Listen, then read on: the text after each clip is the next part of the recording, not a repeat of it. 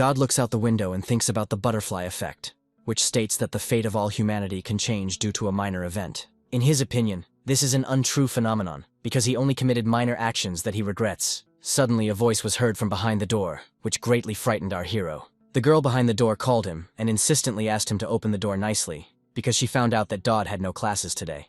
She wanted the guy to stop ignoring her, but Dodd was not happy with this guest. This behavior makes her look like a stalker. The girl was determined and even frightening. They didn't open the door for her, and she decided to cut her way out with a saber. Our hero only had time to think that she was crazy while the door was being mercilessly hacked down. Dodd started shouting that this was a violation of the rules, and that the student council president should punish those who violated them. The door was broken, and unfortunately for the guy, it was the student council president. She entered the room and began asking Dodd how much longer he would run away from her. This girl's name was Eleanor, and she came to ask her main question once again. She looked at the guy sitting on the floor and asked if he would marry her. Dodd was confused, when suddenly he heard another voice. It was Saris. She told Eleanor that pursuing another man was not the best method. Eleanor was not happy about Jane's presence, and sarcastically asked if it was too bright, and there were too many witnesses for an assassin. But this did not frighten Jane at all, and she replied that she would kill all the witnesses, because such were her principles. Daoud was shocked by what was happening and shouted that he had been put in a difficult position. Suddenly, another guest with blue hair appeared in the room. It was Lilu, whose appearance angered the ladies gathered at Daud's. She, like the other two girls, also wanted Daoud to choose her, which she said. Daoud was shocked. The girl said that everything was ready for the wedding and all he had to do was go with her. Lilu was already ready to attack the new guest, who called the assembled group arrogant ladies. The black-haired girl said that as Daoud's fiancée, she could not stand aside when so many people had gathered around him to marry him. The number of contenders didn't end there. A girl with red hair appeared, flying in on a broom. Final called the ladies jealous, asked them to shut their mouths and said that Daoud was hers. While Daoud himself was frightened by what was happening, Eleanor said that it was now a competition. Each girl was seriously convinced that the guy should go to her and refuse the others. Now the whole battle is about to begin. Eleanor is already ready to take out her sword. Lilu is also ready to attack. Daoud is powerless to stop this confrontation, because the girls are fully armed and ready to attack any opponent. How did our hero end up in this situation? It was all a game about the rise of the savior, a story about academy students. The characters were quite stable. Our hero completed the game and watched the ending, feeling joy and a sense of accomplishment. The next day he was surprised because he hadn't complained about the game, so he couldn't understand what had provoked the developer. The guy entered the body of Daoud, who did not have any special power and was essentially a third-rate character in this world. This is the Viscount of the lands where they do farming, so his son enters the Imperial Academy. From that moment, everything changes. The Viscount says goodbye to his son and asks him if he is really ready to leave his father's house. Daoud is determined and is ready to go. The father shed tears. His son, the pride of the entire Viscountcy, asked Daoud to take care of himself and not create problems at the academy. After all, young people of noble blood gather there, so the guy's task is not to attract unnecessary attention, Daoud agreed. Although our hero was upset by the character's low starting statistics, there was nothing he could do. The main task was to enter the academy and be assigned to Class A. It is imperative that you complete the task. If you ignore it, the game will be over, and the academy will plunge into chaos due to the evil deeds of the bad characters. Daoud convinced his father that he had nothing to worry about because the boy was not going to risk his peaceful existence. He said that he did not entertain any unnecessary dreams of raising the reputation of the Viscounty. Our hero decided to keep his grades below average and was excited to start his student life when he went to the academy. But the trip did not last long in such bright colors. Daoud was worried from the very beginning. He saw a girl with silver hair sitting in front of him and drinking coffee. Daoud wondered why he ended up in the same carriage with Eleanor, who now looked harmless. But he knew that they called her Eleanor the Bloody, and that was a telling title, because she had mountains of corpses behind her. She is the final boss of this world. According to the scenario, Eleanor fights the main character. Over time, the struggle can make her go crazy. The essence inside her is a gray demon. It gradually absorbs her body. This demon transforms her into the final boss, who must be fought by the protagonist who triggered her transformation. Eleanor noticed the color of Daud's face and asked if she needed to call a doctor, but the guy said that everything was fine. The girl explained that she was seated in an ordinary carriage to demonstrate the duchy's closeness to the people. Eleanor said that she often sees this expression on the faces of those who travel with her, and it was not at all like the Eleanor that Daoud remembered. Usually she's like an arrogant, bossy perfectionist, but here she's asking if there's anything else bothering him. Daoud replied that nothing was bothering him, and said that Eleanor seemed unexpectedly kind to him. She was surprised that her kindness was unexpected and asked what the expectations were then. Daoud was confused and realized that this was an inappropriate phrase. The girl asked if they knew each other.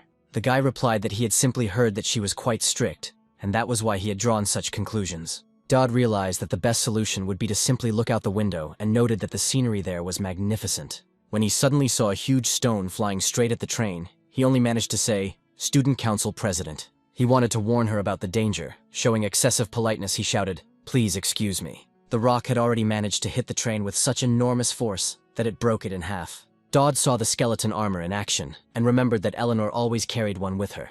Even though the girl had already felt the impact of the blow, she quickly figured out what to do. At that time, the guy was only thinking about the fact that with F-level stats, he wouldn't be able to survive this. Eleanor may have looked scared, but she knew what she was doing, so it had to work. Seeing Daoud on her chest after the collision, she asked if he was okay, and then asked him to let go, because Daoud was not a feather. The guy himself did not immediately understand what had happened. But as soon as he realized where he was, he immediately became embarrassed. He asked for forgiveness, to which the girl replied that everything was fine, because he was trying to save her. Eleanor said it was the first time she had been so close to a man, but she thanked him, saying she understood his intentions. Although Dodd himself understood that he rushed towards her only because of the protective artifact. While he was trying to say something intelligible, Eleanor asked his name. The guy thought for a moment whether he should answer. It seemed to him that if he answered, they would continue to clash. He was curious about what would happen if he answered, so he gave his name. The girl said that she remembered and would definitely repay him later. Dodd clearly attracted the villain's attention. By doing so, he fulfilled the condition for a special gift, receiving the gift of desperate survival and deadly charm. This surprised the guy. He connected it with the fact that he was on the Elefante train, by which time help had already arrived. The doctor explained that due to special measures, there were not many ordinary people here.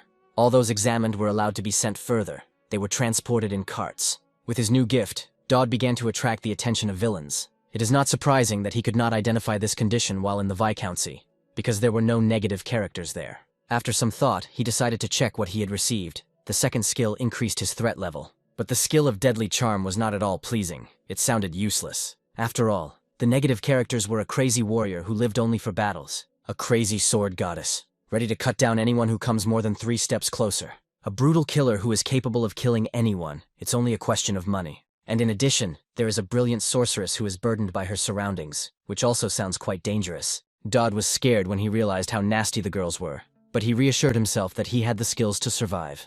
The only strange thing was that the rank was not displayed. The doctor asked if everything was okay, to which the guy answered yes. Afterwards, Dawood also moved on and arrived at the ceremony venue.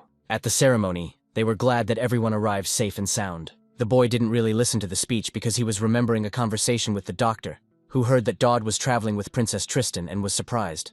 The doctor asked Dodd if he thought the cobblestone had accidentally landed in their carriage. He explained that Tristan's family had many enemies, so the boy should spend less time with Eleanor to avoid getting hurt. However, Dodd realized that he had already unwittingly become entangled with her and remembered the notification. He was close to the first level of trust. In this gossipy academy, it's no surprise that she's a candidate for the final boss. Suddenly the guy's thoughts were interrupted by the guys calling him and asking him why he was counting crows. The boys started laughing at him, saying, "Just look at this villager." It turned out that after the entrance ceremony there was a practical test, and everyone had already found a partner except him. Dodd asked who they had assigned to him, although he already understood that most likely the strongest one remained. A beautiful girl with red hair approached him, extended her hand and greeted him. Elia Crixanax was a world-class genius, and then she asked an ordinary guy if he needed help. Dodd knew that this was the future savior, and hesitantly replied that he was fine and did not need help. She is also the main character of the Savior's Ascent, and here she just approached a simple guy. Dodd was confused by the fact that Elia herself was going to become his partner. The guy understood that he was far from being in the best position. Meanwhile, Count Crichton and Marquis Galantier had already arrived at the duel.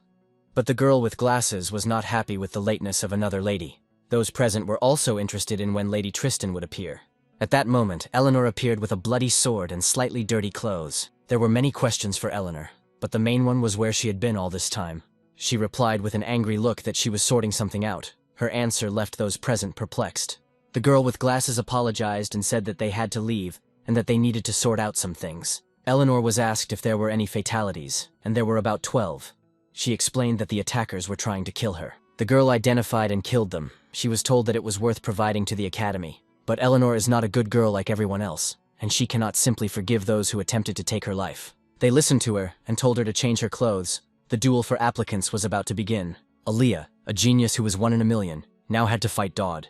When asked if they knew each other, Eleanor answered in the affirmative, remembering him under the phrase that there was nothing special about him. She just smiled, because for her there was definitely something about Dodd. Maybe he was just a little eccentric. Daoud was preparing for the fight to the shouts of the crowd.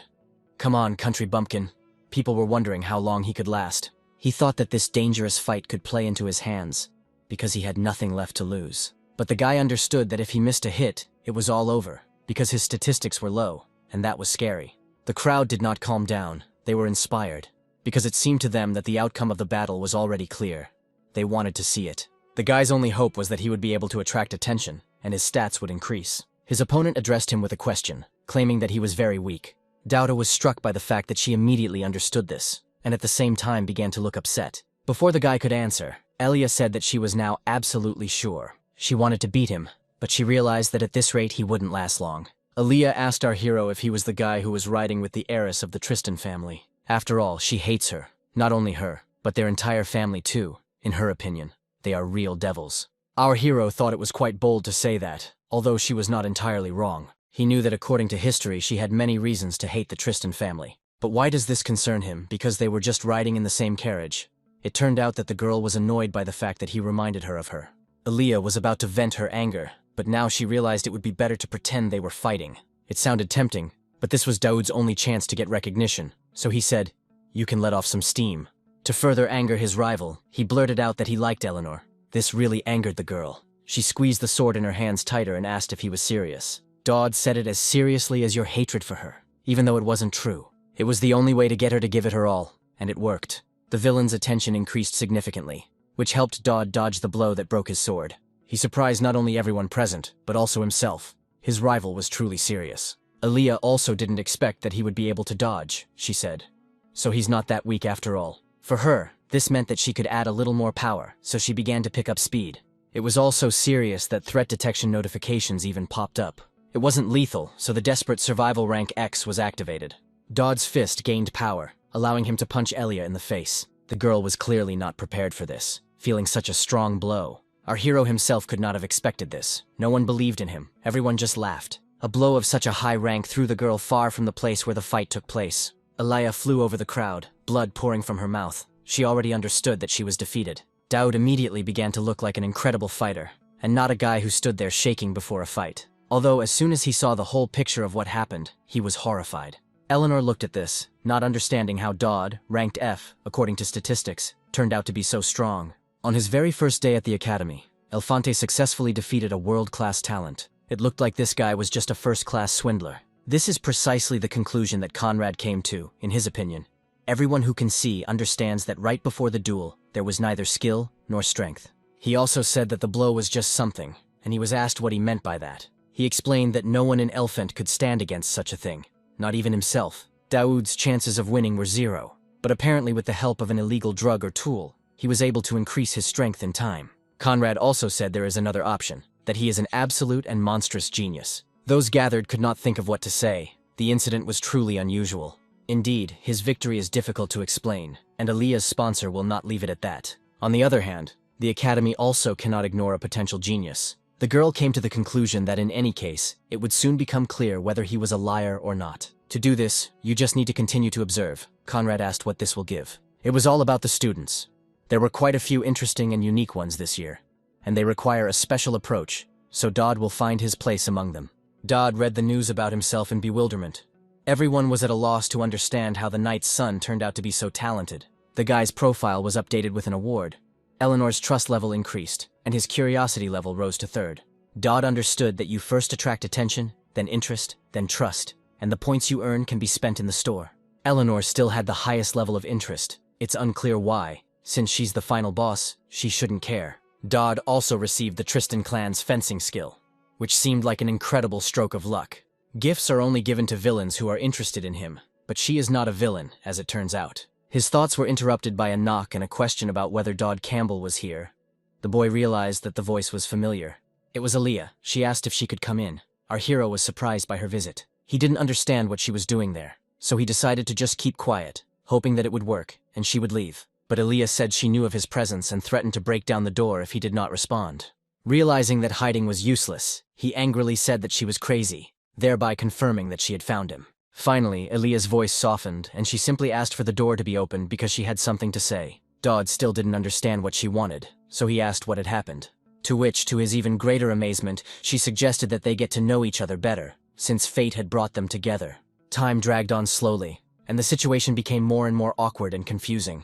Elia got tired of waiting for an answer and started to leave, saying that she wouldn't leave it like that. Then she was suddenly grabbed, and she managed to offer him friendship. The guy just looked at this picture in bewilderment. Elia thought with embarrassment that she had no idea how to be friends with boys. Her thoughts were interrupted when, without looking where she was going, she bumped into something and heard a remark that she should watch where she was going. Mumbling an excuse, she looked up to see Eleanor asking if she had hurt herself right in front of her. It was an unexpected meeting that caused anger in the two girls, and Elia should have run away. The fire of hatred for each other only flared up more strongly after their meeting. Elia said tensely that everything was fine, and only then realized that her hand instinctively clutched the hilt of the sword. A cold thought pierced her. Would she even be able to defeat her with her current level? After all, this was Eleanor Tristan herself.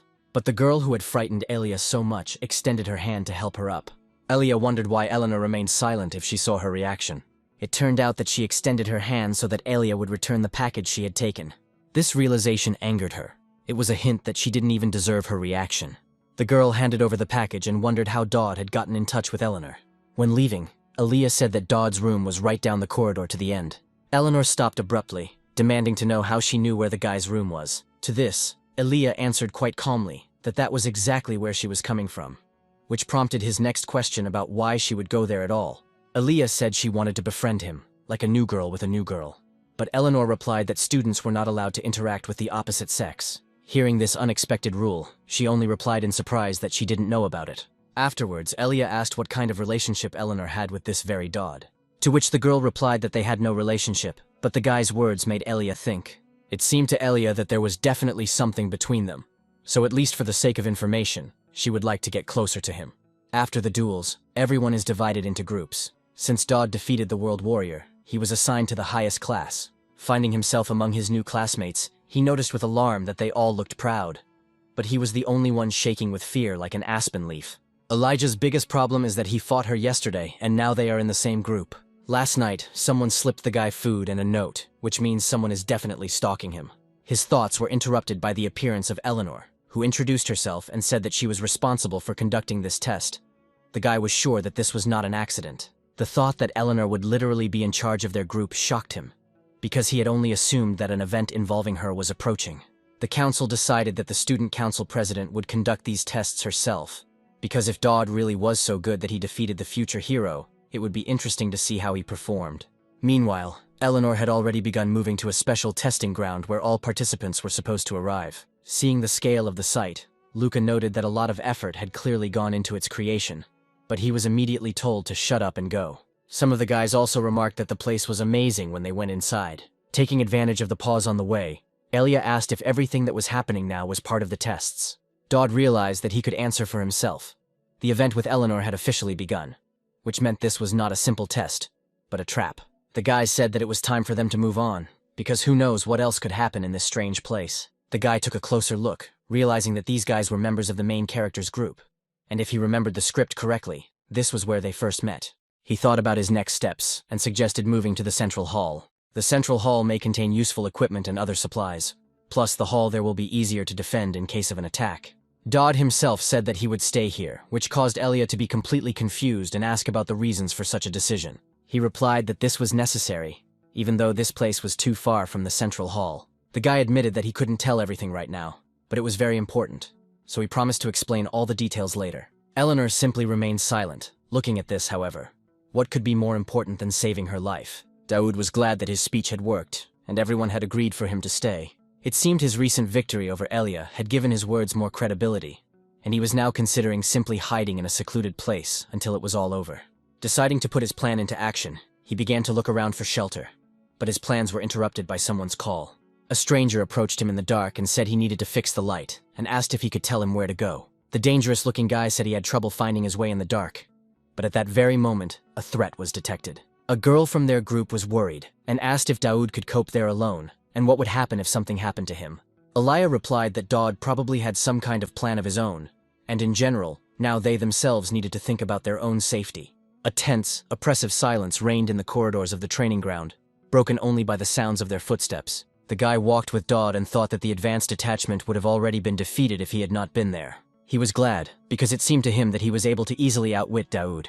There was a supply room right ahead, and the professional killer thought this guy's level was really low. So I planned to play around with him for a bit and then eliminate him. It would be bait for Lady Tristan. Having praised himself for his intelligence, he decided that it was time for a reward for the journey he had made. But Daoud, seeing his address, breathed a sigh of relief and was glad that it was Hasmed. Hearing these words, Hasmed became embarrassed, thinking that if someone stronger had said this to him, he would have already become scared. It was a relief for our hero to meet a familiar face. He recognized him by his characteristic gait and endless sniffling. Hasmed thought this guy was completely out of his mind, and Dodd noted that desperate survival showed an A rank, meaning there was simply no direct way out of the fight. The enemy still thought that Dodd was just a weakling. It seemed to him that the fight would end in an instant. But our hero looked unwavering, simply grabbing his weapon and expecting an attack. At this time, his team was fighting in the central hall. Their opponents were flying into the walls. The fight was clearly in favor of the guys from the academy. The villains were hit so hard that blood was gushing from them. Despite this, the battle was difficult. Everyone took part. The fire mage burned people. The archer did not miss a single enemy and pierced them with arrows. Ilya also fought desperately, covering her team in case of attack. However, one of the men did notice that the warriors were weaker than he thought. Ilya shouted to Palkas to freeze the attackers and wondered where Eleanor was. It turns out that she also fought a tense battle, wielding a sword professionally. And not only the sword, its power could pin 4 people to the wall at once. They writhed in pain, coughed up blood. Such a blow was enough to knock them down. She asked the living people if there were any more allies left nearby. Eleanor threatened to break their necks if they didn't answer, but her opponents weren't particularly cooperative. They wouldn't answer where Hasmed was, so Eleanor kicked one of them in the face. She asked if there was a killer among them, pressing harder and harder on the guy's head with her foot. His panicked cries merged with groans and coughs, and through the pain, he croaked that Hasmed had entered the building with them. Elia asked why they had gone to such lengths to set up this whole trap, to which the answer was that it was an attempted murder. Hasmed of the Moonsickle is an assassin who can take on the appearance of the person he kills. Eleanor asked who would be his easiest prey. Elia immediately understood who they were talking about, and the conclusion that followed from this hung in the air, frightening in its obviousness. Everyone understood that Daoud was using himself as bait to lure out the strongest enemy, but they could not understand why he needed all this. Elia became even more curious about what Eleanor had with Dodd, to which the girl again replied, "Nothing." Meanwhile, the battle with Hasmed was taking place. He is a professional killer, and here is the soul of the Guardian, the barrier, where he came from. So why was Daoud able to wound him, since Hasmed thought that he was a killer and a weapon in himself? The guy easily hit him in the stomach with a sword, thanks to fencing technique. His efficiency in using the Tristan clan's technique even increased. Hasmed, having seen the fencing technique of the Tristan family, realized his mistake and realized that it was not worth messing with him. He asked Daoud who he was, but realized that he wouldn't get an answer, so he asked him to kill himself. The boy calmly replied that he did not need his death, and ordered that the others be told not to approach Lady Tristan. Dodd doesn't know who exactly gave the order, but he's confident that the attempts will continue, meaning the likelihood of the Grey Demon being released from Eleanor will only increase. Hasmed did not want to put up with the order, so he asked what would happen if he came again. Dodd's determination did not wane, and he said that he would protect Eleanor next time too. The attacker asked if Lady Tristan was really that important to this guy, to which he replied, "Let's say." At that very moment, the guy saw how the villain's favor towards him was rapidly growing. She heard everything. The notifications showing the villainess's growing favor made him pause for a moment in bewilderment. The reports of growing favor continued to burn before his eyes as he realized that Eleanor had heard everything. He didn't think she would hear, so he froze, waiting for what would happen next. At this time, the Academy Council had to deal with all the mess that had happened. They needed to track down the organizer of the attack. The Academy was now a bloody mess. While Jane was discussing the presence of spies among them who had led the enemy inside, the head of the council was flying in the clouds. She turned to Eleanor and said that she understood why she was targeted, but this was the second assassination attempt, and the persistence of the attackers was simply incredible. But Lady Tristan wasn't really listening, as she was lost in her thoughts, so she simply answered in monosyllables. This angered the girl. She did not understand what was happening to Eleanor, so she threw an inkwell at her. But Tristan easily caught the object flying at her and asked what was wrong with her. Jane explained to her that she had been daydreaming all day, and that it was strange, to which Eleanor replied that she was interested in someone. This answer surprised her, so they asked Tristan who it was, and she, a little embarrassed, replied that it was the one who had been mentioned recently. Jane asked Dowd Campbell this, after which there was a brief silence. She asked in surprise if she really liked this country bumpkin, to which Eleanor replied that she hadn't said anything like that yet. The girl, picking up the word bye, declared that she didn't know what he had attracted her to, but the Archduke wouldn't be delighted. Eleonora repeated with slight irritation that she had no crush on him. Jane pointed out that normally Eleanor would immediately suspect him, since she had to be careful, to which she agreed, but added that she had already tested him. Eleanor said that she would simply continue to keep an eye on him, which caused complete bewilderment in her friend, who asked again, what did she mean? Meanwhile, Dowd was reading a letter which said that, unfortunately, they could not yet assign him to a specific class. So he needs to wait for further news. It's not like he was expecting anything, but they could have just shoved him into a regular class and forgotten about him.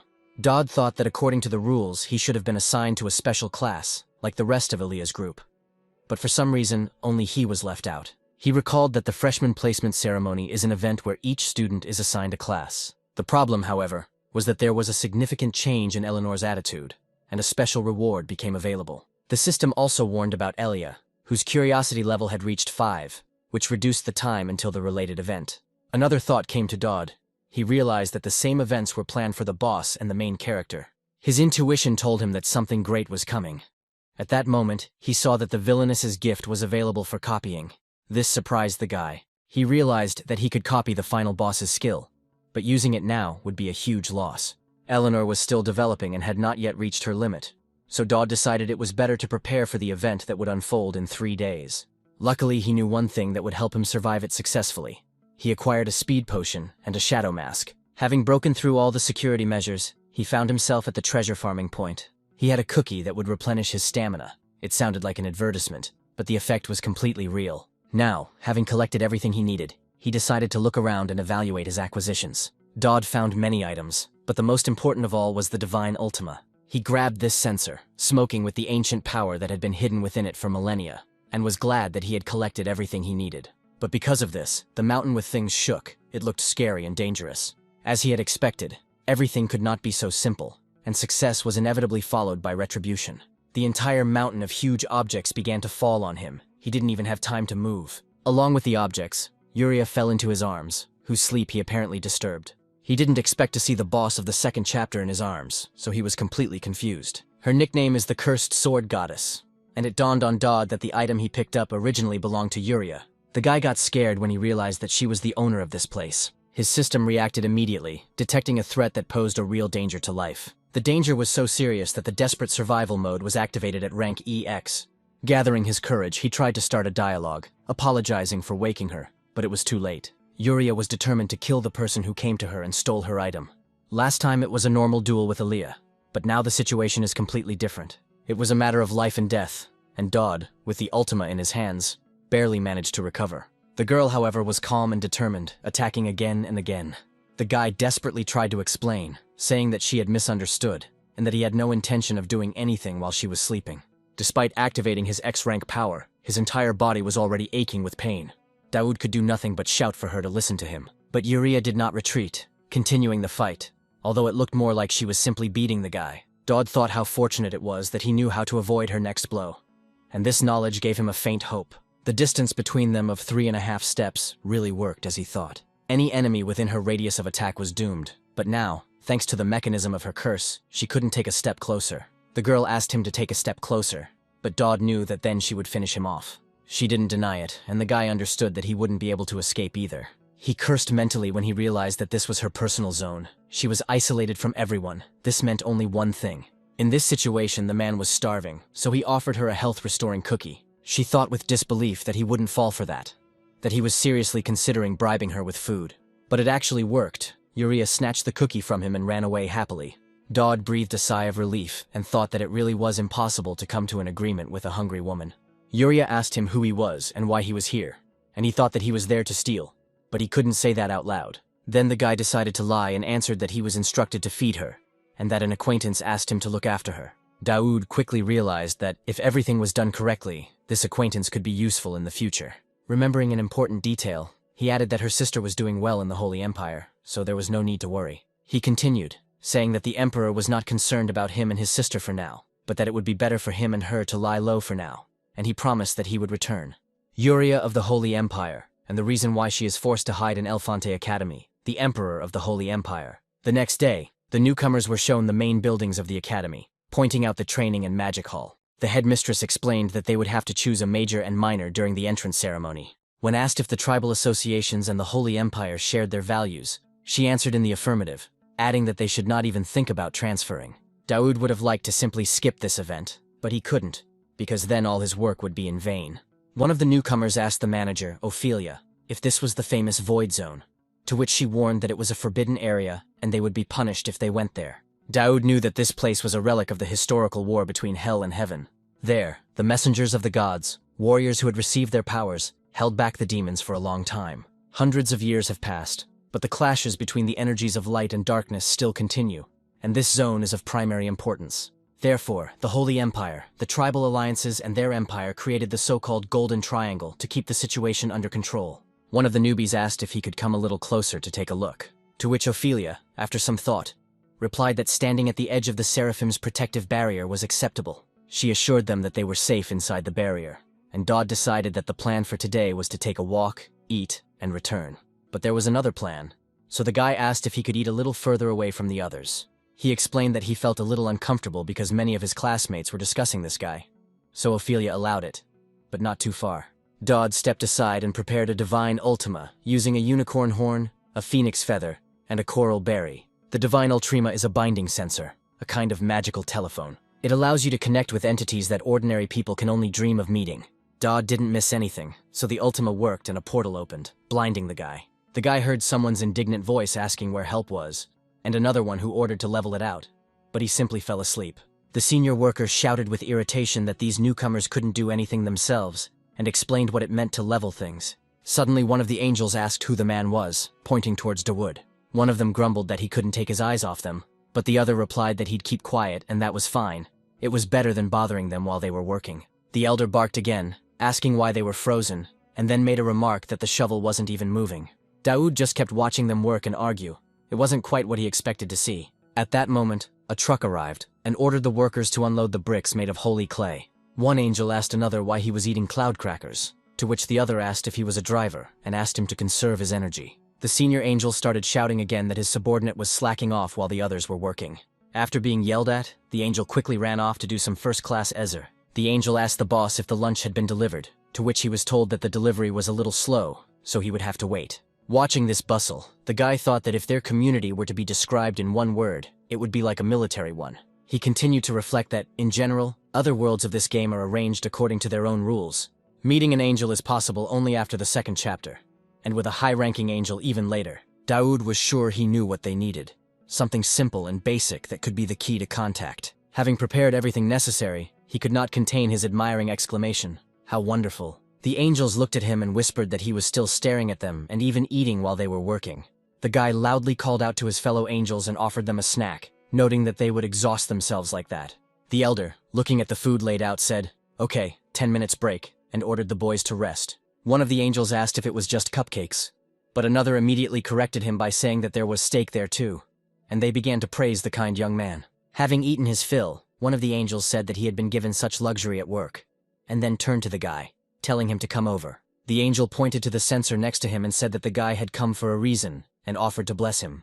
Daoud was surprised that everything went so smoothly. He even prepared some trump cards for the negotiations. The angel, as if reading his thoughts, said that he was now thinking why they had come to meet him so quickly, an insignificant person, and decided to tell him. He saw that Daoud had a gift, but he was never able to develop it, and it would be very useful in the future, so the angel advised him to try. Daoud was surprised to himself when he realized that they were talking about his deadly charm. The angel explained that this gift was much more powerful than it might seem, but how he used it was up to him. Hearing this, the guy thought it was a curse. He knew it, and decided that after he got hold of the censer, he would review all available strategies. Then another guy appeared. He noticed that a normal person would be overcome with fear, but Daoud was calmly looking for a strategy. The elder angel declared that he had placed a blessing, to which our hero sheepishly thanked him. After that, Daoud no longer listened to the conversation. He only thought, what does it mean to be cruel but loving? That he can be captured because of the gift. The angel, as if hearing him, told the guy to believe in himself, because, at worst, he admits. The passage closed, and our hero got what he wanted, along with new information about his gift. He admitted to himself that he was trying only because he didn't want to die. But still, these were the words of an angel, and they needed to be carefully considered. Daoud thought that the angel had given him a beneficial blessing. With the most important thing was the possibility of improvement. Since he couldn't use his mana yet, he would have to use temporary methods. The guy's thoughts were interrupted by the question of where his partner was, not believing that someone would be in a pair with such a loser. But the guy said that his partner would arrive soon. And so it happened. Aaliyah arrived and asked if this was the faculty for monster research. The guy realized that he initially didn't want to get involved with the main character, but now he changed his mind, especially after the angel's words. He recalled that she had previously spoken of wanting to get to know each other better, and asked if that offer was still open. The girl froze in bewilderment as she recalled everything that had happened earlier, and Daoud extended his hand with a kind smile, making it clear that he was serious about friendship. The girl thought what a strange guy he was. She decided that his methods didn't work, and he went the route of making her jealous. The following events took place in the simulated dungeon at the academy. Aaliyah asked doubtfully if Daoud was sure of his plan. He asked her to simply trust him, because she herself wanted to be friends with him. The guy shouted at her to do as he asked, warning her that there were 3 opponents at 9 o'clock. Aaliyah managed to defeat them. Then the guy warned her that there were 2 more from the ceiling. Flying monsters were moving towards them. Daoud knew that their weak point was the neck. That's why he told Aaliyah to hit them in the body, not in the wings. This helped the girl. Aaliyah didn't like the fact that he only commanded. She asked for help, but Daoud refused and continued to lead, warning that 2 daggers were flying towards Aaliyah. They needed to be thrown away and wait. The girl executed the maneuver brilliantly, and he immediately gave a new command to use paralyzing poison on the right. Her actions were impeccable, and he continued to lead, ordering the immediate destruction of the enemy. Then his voice, clear and quick, gave the order to dodge the 3 arrows flying from his direction and stand at the indicated point. All his commands really worked. The girl managed to fight well. Having fought him off with difficulty, Aaliyah shouted that if he knew everything, it would be easier to act himself. Daoud would have liked to help, but he couldn't do it. His character has F indicators on all fronts. Since there is no threat from these imitations, desperate survival will not work. Everything she sees is not real and moves according to programmed patterns, and his ability is not omnipotent. Daoud thought that he needed to somehow improve his characteristics, but his thoughts were interrupted by Aaliyah's scream. The guy thought that he must have gone too far, since she was shouting his name so loudly. But it turned out that he did not notice how he was being attacked. Fortunately, Aaliyah managed to eliminate the enemy.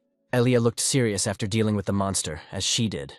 Daoud was amazed, because she was able to cope with it only on his instructions, and even saved him. Shortly after the final flash, the system reported their incredible speed of passage. Aaliyah was completely perplexed, wondering how she, fighting alone, had managed to break the record.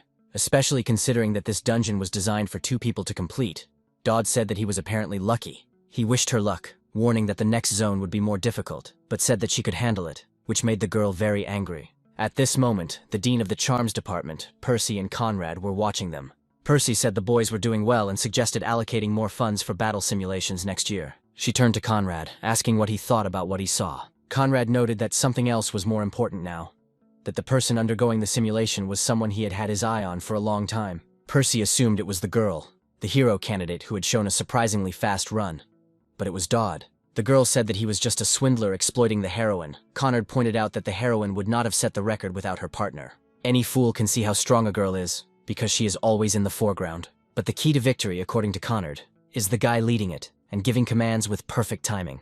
Every action of the young man reflected impeccable calculation, as if he had calculated everything in advance. These skills seemed to have been honed in 1,000 real battles, so he offered Percy a bet. A moment later, a microphone check sound was heard in the simulation. Conrad Waltador addressed the couple, saying they were extremely interesting to watch. He announced that he and the dean of the charms department had decided to make a bet on whether they could break the record together. And if successful, Percy would satisfy any of their requests, something she herself did not quite agree with. Conrad assured them that he would not force them if it was a burden, but noted that their current result was already incredible. Daoud, without hesitation, declared that they would, of course, cope. Conrad said he was counting on their success, and gave the command to begin. At this time, Jane was talking to Eleanor, who comes here to let off steam, but this was too much, so Jane asked what was wrong. The girl, lying on the broken floor, replied that she wanted to remember something. Eleanor began to tell the family's secret about the demon lurking in the Tristan's blood, which will lead to outbreaks of violence and a gradual fading of consciousness, and may be the reason for the short age of Tristan's. But Eleanor assured Jane that she had nothing to worry about, and that she was no longer thinking about him. Jane had information that she promised to report immediately. She said that Daoud Campbell had teamed up with the hero candidate. Eleanor asked, so she means to say that they were paired. This is probably because battles in the simulator require 2 players. After listening, Eleanor spoke clearly, and then asked to take him there immediately. Daoud and Elia were preparing to break the record, but she asked suspiciously what he had planned this time, acknowledging his skills but clearly doubting them. The girl only noted that his self-confidence was something special. She wondered why he was even trying so hard. It was much easier to farm rewards if you knew the movement patterns of the illusionary monsters. But Dodd couldn't say that, so he replied that it was because she was with him. Although Aaliyah was embarrassed, she only muttered skeptically that she didn't believe it. At that moment, Conrad's voice interrupted them, asking if they were ready to begin, and Daoud confidently answered yes. Without hesitation, the young man demanded the highest difficulty. Percy said that the highest difficulty was close to a real fight and deadly. Despite the warning, Daoud was willing to try, and Conrad simply asked him to do as he asked. Conrad reassured Percy, reminding him that he shouldn't be nervous, as Elia was a hero candidate. And so the die was cast, the simulation began. Daoud looked determined. Percy, watching, was not very pleased. But Conrad reminding her that they had done something similar to the previous first years. This time, things are different, and they risk killing the students. But the knight calmly stated that they can simply intervene and stop the simulation. Conrad was sure that Daoud clearly had his own reasons for taking such a risk. And so the massacre mod was activated. The guys found themselves in the center of the attack. Conrad shouted at the newcomers to go ahead, and Elia cursed and rushed into battle. Everyone began to tensely watch what would happen next, and some thought that the simulations were over. But everything went according to Daoud's plan, because now the threat had been discovered and he could enter the battle. So many monsters attacked him that the system showed a threat to life. But this is only on the hand, which means the blow will be stronger. The guy squeezed the sword, and with one blow, he was able to knock down the attacker, which greatly surprised the observers. Conrad was jubilant. This was exactly what he had been waiting for. It gave him confidence in the bet. Elia was happy. Now she was not fighting alone. Her chances had increased. Dodd continued to fight. It seemed like he wasn't even straining himself. Percy wondered how that was possible. After all, Daoud had seemed completely useless until now. He explained that he was just pretending. And indeed, for spectators who were unaware of his skills, that is exactly how it looked. Conrad admitted that he himself would have reacted the same way if he had not witnessed the changes in the young man's skills earlier. Over time, the knight noted, the monsters in the simulation become stronger, and the boy grows along with them. Daoud chopped down 3 opponents at once in the air. His technique was incredible. However, just like Elia, who was clearly not inferior to him in skills, together they had an excellent fight. The girl held her ground, dealing even with huge monsters that even looked terrifying. At the crucial moment, the boys united, and Elia gave the guy a jump to strike from above. He used the Tristan clan's fencing technique called Fox. This finally defeated the boss. Numerous blows allowed him to be defeated. Their coordinated work produced a stunning result. They not only passed the test, but broke all records. Dodd had already relaxed when he suddenly heard an anxious voice saying his name. They shouted at him to duck, but he himself saw that a huge carcass was falling towards him. But Conrad managed to intervene and smash the body to dust, so the guy was not hurt. He arrived because the boys had set a new record that would not be broken for many years. Dodd looked at him silently, apparently still not having recovered from the fear that almost crushed him. Conrad was pleased that they had acquired such new recruits, and thanked Aaliyah for her efforts. The knight announced to Percy with a smile that he had won the argument, to which she ironically replied that it was good for him. Now the Dean of the Faculty of Magic was obliged to fulfill one of their requests. Elia was delighted with such a reward, which rarely comes to newcomers. Then, having calmed down a little, she noticed one detail, that Daoud always remains incredibly calm. Of course, he behaved this way because he knew the plot. But from the outside it looked like just confidence. Elia said that friends often do this among themselves, and with a smile invited him to return her friendly gesture with a fist. In response to her proposal, he only looked at her silently, not hiding his slight bewilderment, but still extended his fist. The level of affection increased and Elia hastened to say goodbye, saying that they would see each other tomorrow. After watching her go, the guy noted to himself that he couldn't tell whether she was friendly or just strange. Suddenly, the student council president, Eleanor, appeared in front of him, which surprised him. She immediately asked Dodd with a calm face if he liked this new girl.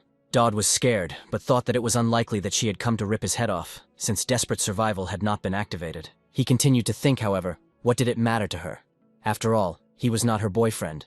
When suddenly she said that she would repeat it only once. Suddenly the system detected a threat, and the guy realized that he had to quickly come up with an excuse to answer the question of whether he liked this new girl. Dodd began to say haltingly that he had simply been training with Elia all this time. But this doesn't mean anything, because all this time he dreamed of seeing only her. It was unclear whether she would believe it. Eleanor replied that it was unexpected. The guy scolded himself internally, thinking what he was saying, it might not work. However, she said thoughtfully, and asked if that meant he missed her. Daoud quickly confirmed that yes, that was it, to which she asked why. He replied that he himself did not know, to which Eleanor suggested that it was because of affection, since she had saved his life on the train. and I asked him to remember the priority opinion. The guy was perplexed about what other priority there was. Eleanor said not to overthink it. She just came to deliver the envelope, although she wanted to do it tomorrow. The girl insistently asked him to open the envelope when he was alone. Our hero had no choice but to accept the envelope and decide to open it later. After reading the letter, he saw that she wanted him to be her companion at the newcomer's ceremony tomorrow, which he had completely forgotten about. Dodd thought that accompanying her wouldn't be difficult. He would just have to be nearby, but the problem was the penalty for refusing. There was a knock on the door, and when he saw Elia behind the door, he said that he knew it was her. Elia noted that he was smart and gave him her letter, to which Dodd said again. She asked how this could happen again. Someone had already given him something like this, and he hesitantly replied that he meant why. The girl exclaimed with joy, "What a surprise," and admitted that she had made this decision during the simulated battle. She had to run away because of the student council president's idiotic rules. So Elia jumped down and told the guy to read the letter quickly. Left with 2 messages, the boy thought with annoyance why there were so many strange people in this world.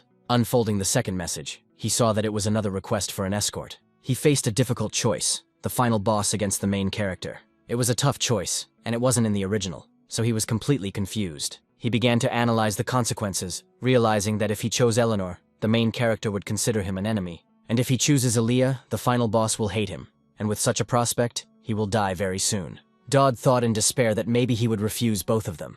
He didn't know what to do. It was all because of their increased interest in him that he thought maybe he should accept both invitations. All classes were gathered at the ceremony, after which it was reported that everyone had gathered. Elia, looking around the crowd, noted that quite a few people had gathered, and this place resembled a real pen. Afterwards, she thanked Daoud for agreeing to keep her company. The guy looked unusual because he was actually just a clone.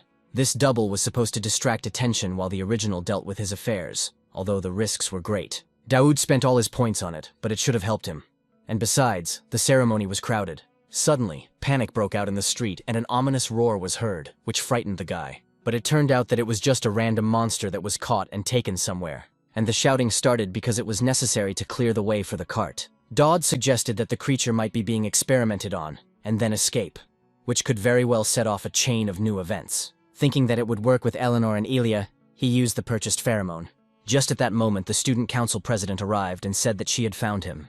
Eleanor, walking alongside him, caught a strange but attractive scent and asked in surprise if he was wearing perfume. He tried to joke about the flowers, but the girl confidently declared that it smelled exactly like him and that the aroma was making her go crazy. Dodd cursed silently, realizing that he had overdone it with the effect, but there was nothing he could do about it. The system has shown that the pheromone effect has been successfully applied to the target, and she is now trying her best to contain the sudden attraction. Eleanor, looking at him, noted with slight surprise that he seemed more courageous than he appeared at first glance. Dodd didn't quite expect this, so he panicked at such straightforwardness. To somehow defuse the situation, he suggested going to the official part of the ceremony and trying local treats. The girl agreed, and as he led her, he thought that his clone and Elia must have already met, and it was important not to cross paths with them. The guy hoped that nothing bad would happen if everything continued as usual, and Eleanor suggested a snack. Dodd, trying to reduce the effect of the pheromone, carelessly offered her some shashlik, but she was delighted, asking how he knew she liked them. He even thought that he could show that he himself doesn't eat such things, but she had already called his name. Dodd understood that he needed to maintain a normal relationship, but at the same time keep his distance and avoid meeting with Elia. While he was thinking, Eleanor looked at the baubles and asked if he had caught his eye on anything. Then, as if against his will, he offered to buy her a gift, deciding to choose the strangest one, pointing to a button. But Eleanor was happy with everything and said that it would be useful for the uniform. The girl asked if he had already chosen his major. Dodd replied that he was thinking of going to the Faculty of Theology, which surprised her. Eleanor said that with his talents, it would be more logical to choose the knightly faculty. But Dodd explained that he wanted to learn something specifically in theology, and that's why he chose this path. The girl was curious about what exactly he wanted to learn, and she asked. He replied that he needed to learn to protect something very valuable to him, and that this was only possible there. Eleanor continued her questioning, asking directly what he wanted to protect. The guy wanted to protect his life from her treatment, but he replied that since childhood, he had something that he wanted to protect. With the secret society incident coming, Dodd knew that the boss of this chapter was quite weak against divine skills, but the girl thought that this was due to his attraction to her. She confessed to knowing her curse. She confirmed that it was a curse that was driving her family mad, and mental training seemed to her like a way to prevent it. The girl looked seriously at the guy and asked if he knew another way. Then he spoke about the angelic blessing, saying that once upon a time 2 archangels gave a man their blessing. Eleanor agreed that it was possible, but it was incredibly difficult. and so all the Tristans, despite their achievements, lived in fear. She wondered why the guy, knowing all this, still stayed close. He said that what he wants to protect is her. The girl asked shyly who she was to him that he should protect her, to which Daoud replied that if he did not come to her aid, she would die. Eleanor considered him a very strange guy. Meanwhile, Elia and her double found themselves in a basement with locked monsters. Elia was thinking about how the guy was strange and a little distant today, barely holding a conversation. She wanted to get closer to him to learn more about Tristan's family, but she didn't even know how to approach this guy. Although Elia didn't know how to approach any guy in principle, which infuriated her. Her thoughts were interrupted by the realization that they were in a place full of monsters. Apparently they are being used for experiments at the academy, the girl suggested. She was outraged by the irresponsibility of the professors who simply left all this horror in the basement. Elia noticed that there were some rather large specimens here, noticing one of them. She was shocked to see that they weren't even restrained by anything. Suddenly, one of the creatures moved and chaos ensued, causing her to cry out in surprise. The double, hearing her scream, instantly reacted and managed to shield her from the explosion. Everyone at the ceremony heard the noise and got scared, especially the guy. Panic broke out in the hall. Everyone began to fuss, realizing that something dangerous was happening. Aaliyah saw that the guy had protected her by injuring her back and asked why he did it. The clone replied that this was his mission. It looked heroic on his part. But the girl looked at him with bewilderment. Something was clearly wrong. She asked him in what sense, why he thought that this was his mission. But without waiting for an answer, she saw that they were now in even greater danger. The monsters had been released before them. They were about to attack the girl, but giving up was not her style, so she took an iron bar in her hands. Having overcome my excitement, I thanked the guy for his help and was ready for battle. After all, Elia decided that now it was her turn to protect him, so she would do everything possible to do so. At that moment, the system issued a task to deal with the monsters, so Dodd rushed there and asked Eleanor to find the priest. He didn't really explain anything, so the girl tried to stop him. But he insistently asked her to fulfill the request, because the students needed to be protected. Aaliyah was breathing heavily after a severe fight. At this time, Dodd managed to call off the clone. The real Dodd had already arrived at the scene of the battle and asked if these were all the monsters that had escaped. Aaliyah was glad that he woke up. The girl's level of affection increased, and the main scenario also changed. But to the boy's horror, Aaliyah missed one particularly large monster, most likely a bear. She said he was somewhere on the ground floor and needed to be stopped. But she needed to take a little break. Dodd was afraid for her and asked if she was okay, because the girl's voice was very weak. The main scenario is the priority now, and an excessive fine cannot be allowed. It was necessary to hold out at least until the arrival of the knights and teachers. The students tried to hold the barrier until they arrived, but the situation was critical. The monster was already breaking through the barrier and could soon break out. Eleanor asked the priest why they couldn't use the angelic blessing, but was told that high-ranking barriers were unavailable. The priest advised to simply wait for the knights, and said that he was trying to stop experiments on monsters. He made the girl very angry when he started talking about the Tristan family, and at that moment, to everyone's surprise, Dawood appeared, took the blessing, and promised to return it. The priest was angry, asked who it was, and shouted at the guy to return what was stolen. He asked in shock if an ordinary student knew how a blessing worked, and Tristan only whispered his name hopefully. Dodd combined divine ultrema with priest's rosary, activating skills, asceticism, and sacred barrier. As our hero approached the monster, the system detected a life-threatening threat. The desperate survival of the X rank was activated. The monster was truly terrifying. The guy slid under the monster so that it would turn its attention to him. They shouted at him to run, but Daoud stood his ground, trying to buy time for others to evacuate. Asceticism converted all his additional indicators into physique when the bear was already attacking the guy. The holy barrier flared with a bright light around him, saving him from the blow. Translucent wings wrapped around our hero, disarming the monster. Everyone gasped in unison, recognizing in this radiance an angelic blessing. Thanks to him, Dodd was able to activate the barrier. Now it contained the threat. They couldn't understand where an ordinary student got such strength from, because even a high-status priest needed long prayers. Eleanor, watching, only thought that this had happened after all, and she was no longer surprised by anything. After all, she had already seen more than once how he hid his true potential. The priest was in shock. The monster could not break through his barrier. This student dealt with it alone. The professor was no use, which is why Elia hit him. Eleanor noticed this. The girl apologized to the student council president and explained that he was of no use. When asked why it took her so long, Elia explained that she had passed out in the basement and was just coming to. She told me to forget about it and pay attention to the fact that the guy was able to use the blessing at such a level. The girl wondered out loud how this was possible, since he wasn't even a priest, and that such an effect required decades of training. Eleanor began to remember her dialogue with Dodd, about how he wanted to learn something. He suddenly realized that he was serious about protecting her and had no other reasons. Even if it was an accumulated blessing, there must be a limit to the potential he could control, Elia thought, and said that Eleanor was lucky.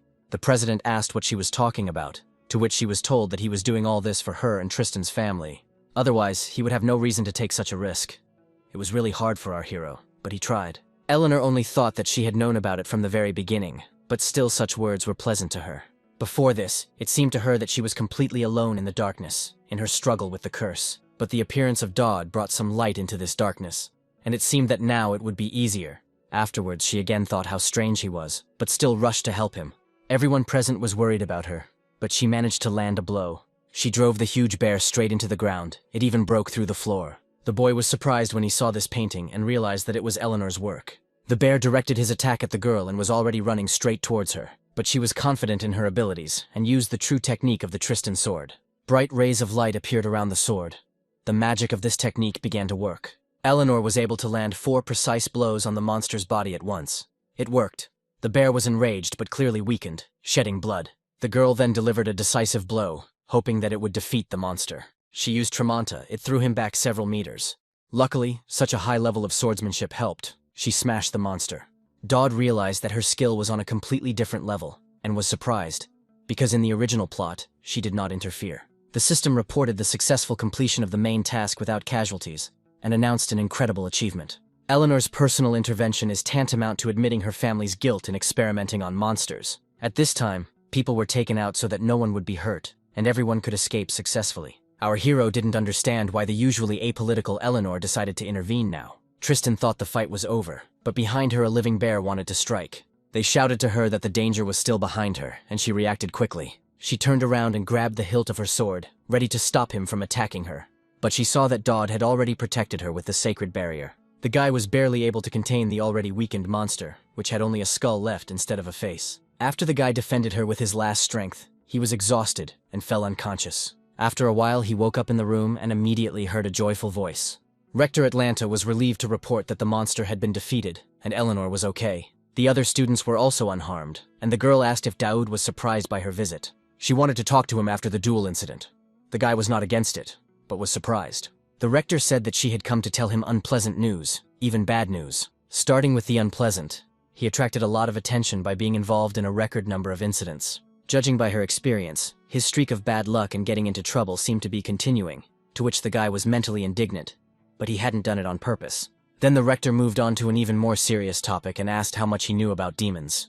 The guy's expression immediately changed, and the girl noticed this. He remained silent, so she asked why he was not at all concerned about the issue raised by the rector of the academy. Daoud remained calm, stating that he was not obliged to reveal the full extent of his knowledge, especially without knowing what she had in mind. She didn't understand what she meant by that. The guy said that he was the only one who hadn't been assigned a class yet. The girl explained that because of all the incidents, she had to deal with the aftermath. She said that the current hegemony has poor control over society, and they are ready to do anything to get their hands on talent, even pulling it out of the ground. Dodd immediately linked this to the coup d'etat of the tribal associations, the changes in the Holy Empire, and the heir to the throne. The rector confirmed his guess, calling these 3 forces a golden triangle, which only pretends to be good neighbors. She added that most students are not interested, but the consequences are felt across the continent. Our hero realized that all the events in which he was involved attracted the attention of these forces, but they hadn't done anything yet. So Dodd concluded that someone might have been deliberately restricting the flow of information. He delighted the girl with his political savvy. Daoud asked if that meant it would be dangerous to attract their attention, to which the rector briefly responded in the affirmative, adding that the world would be destroyed. Dodd imagined the game world being destroyed, and was terrified by such responsibility. Then she showed him a strange seal and asked him if he knew about it. She explained that it was because of the seal that she asked the guy about demons. It was the seal of the Erasers. The Erasers are an organization of demon worshippers whose goal is to bring demons into this world. Both incidents, the attempted assassination of Eleanor and the escaped monster, were most likely their doing, and there is no guarantee that a third one won't happen. When asked why she was telling him all this, the rector replied that she could not explain, but simply asked him to accept the interspatial key from her. The rector, looking at the boy's face, realized that he knew what this thing was, and asked him to take care of the key and show her his progress, promising a reward. She made him promise to keep their conversation a secret, to which he simply agreed. Then the girl suddenly asked how he was doing with Lady Tristan and the hero candidate. Daoud was not at all happy with this question. so he briefly replied that everything was fine. The rector expressed hope that it would remain so, which prompted him to ask whether there was any reason to stick to it. She answered yes, because if he screwed up, the world would end too. This again caused Dodd to feel fear, and the thought that this world was very fragile. The girl just laughed, confirming that she wasn't lying, because the final goal of the plan could only be achieved with the three of them. Dodd decided to put thoughts about the end of the world aside, reflecting on the unexpected gift he had been given. Soon after, he was found by the dean of the nightly faculty, Conrad Waltador. The boy asked why they were looking for him, to which the dean replied that he could not allow him to miss classes. Therefore, he gave him a temporary assignment, since our hero had not yet been assigned a class. Starting tomorrow, he had to work with new guys. Dodd read the list, and he froze in horror when he saw that his classes would be with Eleanor and Elia. This unpleasant news gave him a persistent feeling that the end of the world was approaching. During the very first lesson on the sword as a universal weapon, Eleanor interrupted the professor, declaring that he was too carried away by theory, which was useless in real combat. The teacher was shocked by such impudence, but the girl continued. He couldn't help but agree with her speech because in some ways she was right, so he listened to her. Elias said that she agreed with the professor, because if you use the surrounding environment, a swordsman can dodge arrows. Our hero only listened with tension to this argument that was already going on between the two girls. The girl pointed out that the professor should lead the lecture, and Eleanor should just sit silently. The argument escalated further, with Tristan saying she cared about the quality of education as student council president. But for Elia, that meant she had even more reason to stay out of the way. The guy tried to end this argument and quietly asked to continue. Elia, however, having heard Dodd, was glad that he supported her side. Eleanor, slightly embarrassed, admitted defeat in this argument, and the professor was able to continue his lecture. Reflecting on the situation, the boy noted that because of their skirmishes, other students were constantly staring at them. Our hero decided to focus on his business. In the system, he saw that a reward for Eleanor was available to him. He mused that breathing skill paired with breathing technique made for an incredibly effective combination. At this point, the girls looked at each other through him, and Tristan teased Elia. But Dodd was busy with his own affairs. He saw that the level of interest of Crixanks had increased, and another reward had become available. The system also issued a new rule that suggested expanding influence on positive characters and receiving rewards. The next lesson was Survival 101, where skills were practiced. Professor Conrad gave them the task of going into the forest and bringing back something they thought he might like. 10 minutes were allocated for this task. This time should have been enough. The students asked whether there would be grades, to which the dean replied that he would judge. And also the student council president, so you have to try. Eleanor herself was unhappy. Conrad announced that it would start in 5 minutes, and Elia was pleased, clearly having something in mind. Dodd, as always, sat apart, wondering how to turn a good character into a bad one. When Elia called out to him, she offered to work together on the task. The guy politely declined, advising her to go with her friends. During their dialogue, other students, as usual, noted the strangeness of the hero candidate's attention to this guy. She continued to insist that he was also her friend and asked what was wrong, but all he got was a cold response that they weren't that close. The girl was immediately stunned, because she did not expect Dodd to say such a thing. Elia's expression clearly showed that she was not pleased to hear this. After which I thought that it was offensive, but okay, I turned around and left. The guy, watching her, thought that it was too rude of him. This whole situation aroused even more interest among the boys. So one of them approached Dodd. Talion Armand, the coolest student in the class after Elia, decided to ask him a question. He was interested in what connected Dodd with the hero candidate, since they were so often together. But our hero calmly replied that they simply happened to talk. Thailand believed that there was no point in such a skilled warrior as Elia communicating with this guy. He hinted at the rumors about their duel and asked if it was a fake victory, while Daoud wondered if he could be used. After his question, our hero firmly answered that there was no lie, and he sharply suggested knocking him out with one blow so that he would feel the difference between them. Thailand began to look very irritated and offered the guy a bet. He offered a bet on who would get the highest score on this task. This was just the perfect option for Dawood, so he agreed. Eleanor was standing idle when Conrad called out to her, asking for help with the assessment. He asked if she was too relaxed, to which she replied that she was serious. Conrad asked why Dodd always got the highest score, even though he hadn't even been assigned. Eleanor replied that he deserved it all, and suggested that Conrad simply did not observe him enough to judge. The girl said that her grading system is unfairly underestimated. She knows what she is doing. After their dialogue, she started to leave, saying that she would return soon, but the dean stopped her. Conrad asked if she was deliberately trying to stay closer to Dodd. Eleanor replied that she simply did not want to leave him alone with the heroine. Looking at Elia, her friend noticed that she was clearly not in the mood today. That's right, she dealt mercilessly with the monsters, being out of sorts. I wonder why.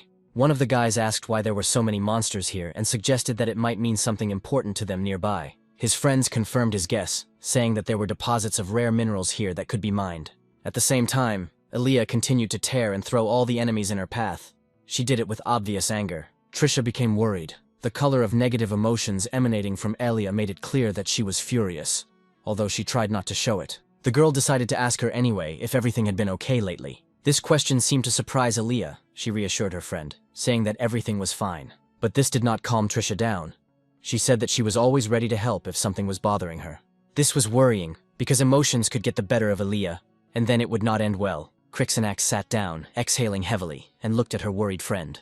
Afterwards, I asked if it was really that noticeable, but then I realized that I couldn't fool my friend. Trisha assumed it was because of Dodd, noting that he continued to keep his distance while Aaliyah just wanted to be friends with him. Aaliyah agreed, saying that they had been through a lot and there was no need to isolate themselves from her like that. The interlocutor cautiously suggested that perhaps this was not what he was trying to achieve at all. Crixanax asked Trisha, confused, what she meant, and she explained that if they were seen together too often, people might start to doubt her.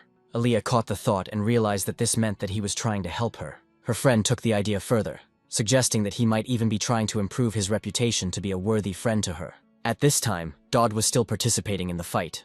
Or to be more precise, he was just running away. The system reported that Talion's anger had reached its limit, and the negative influence was growing.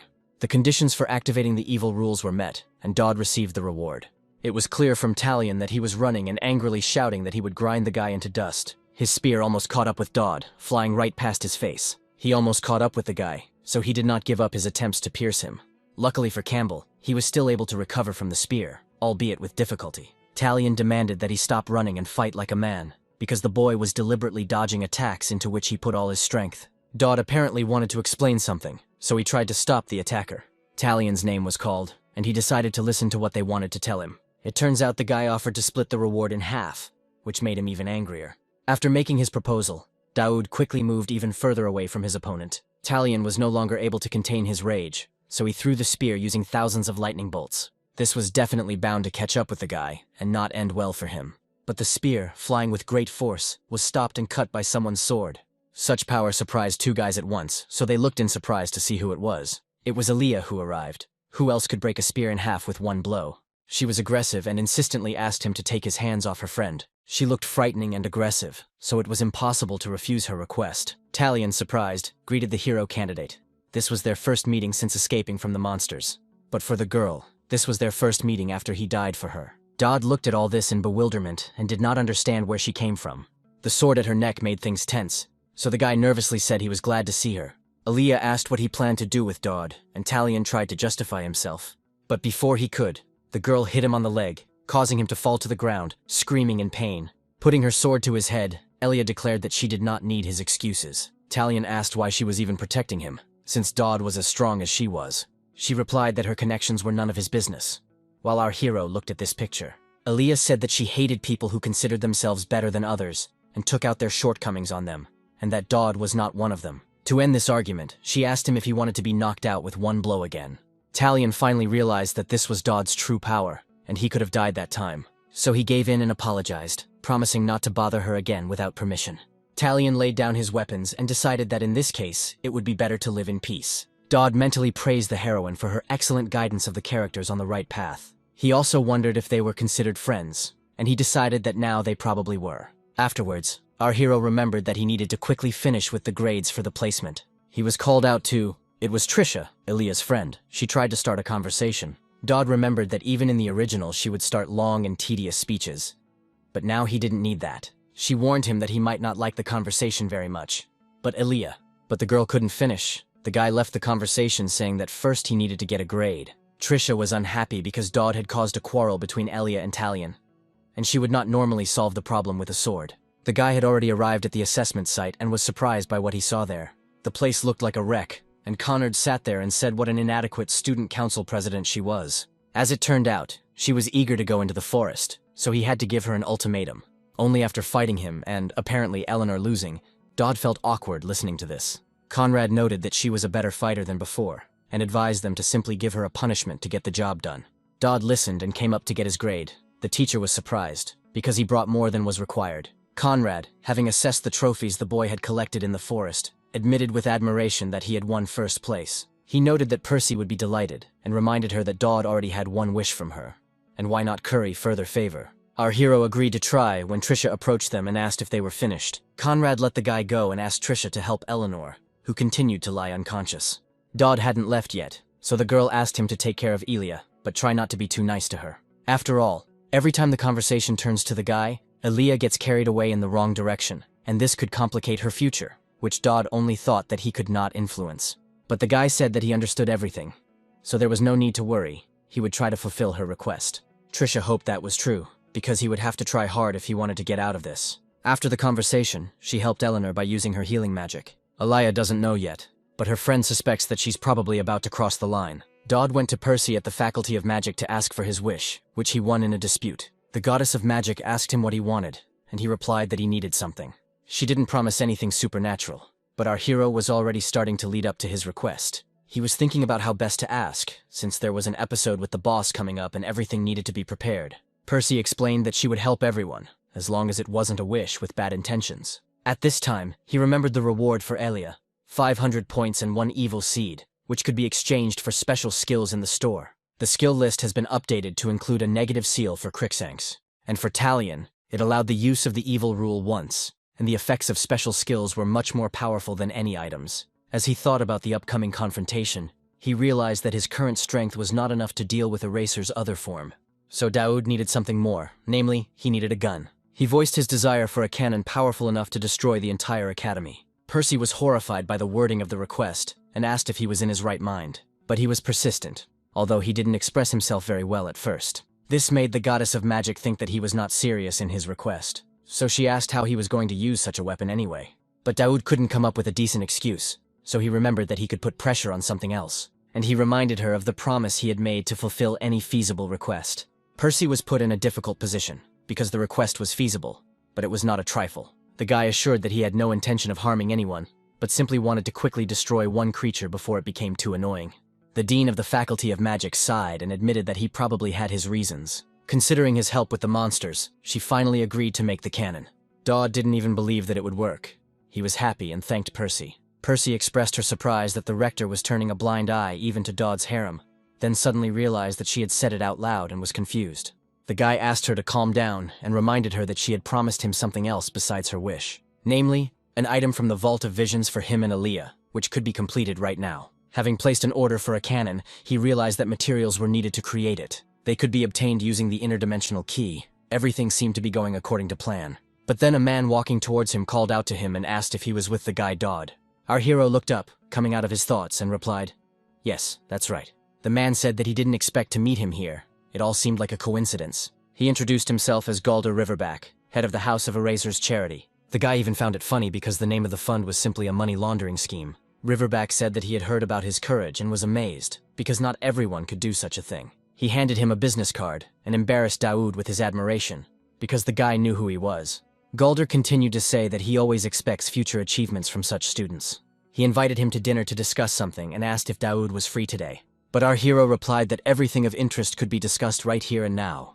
Dodd was surprised that the boss approached him and not Alia, as per the script. He hoped that the system hadn't made him the main character, even though that was what it was all leading to. Riverback just silently waited for an answer, obviously positive, showing it with his whole appearance. The guy tried to brush it off and awkwardly said that he would think about the offer. But this did not help.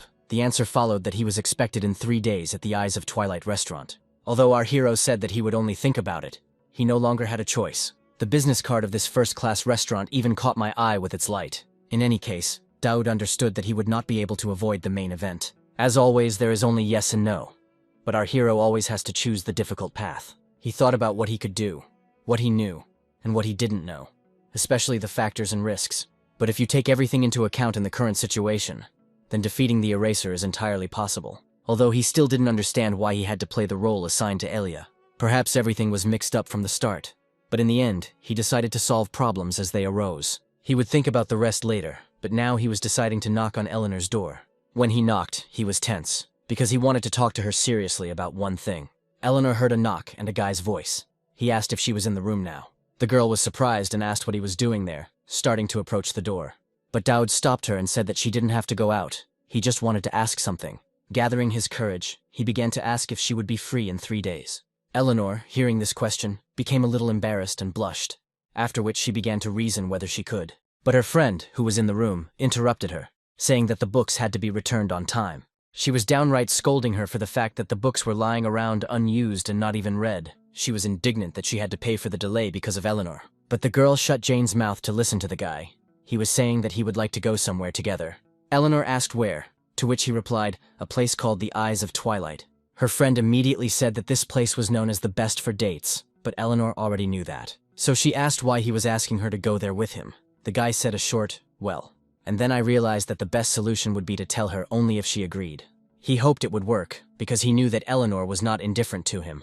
But the girl, although she was truly happy and embarrassed, did not show it and asked if he was bargaining with her.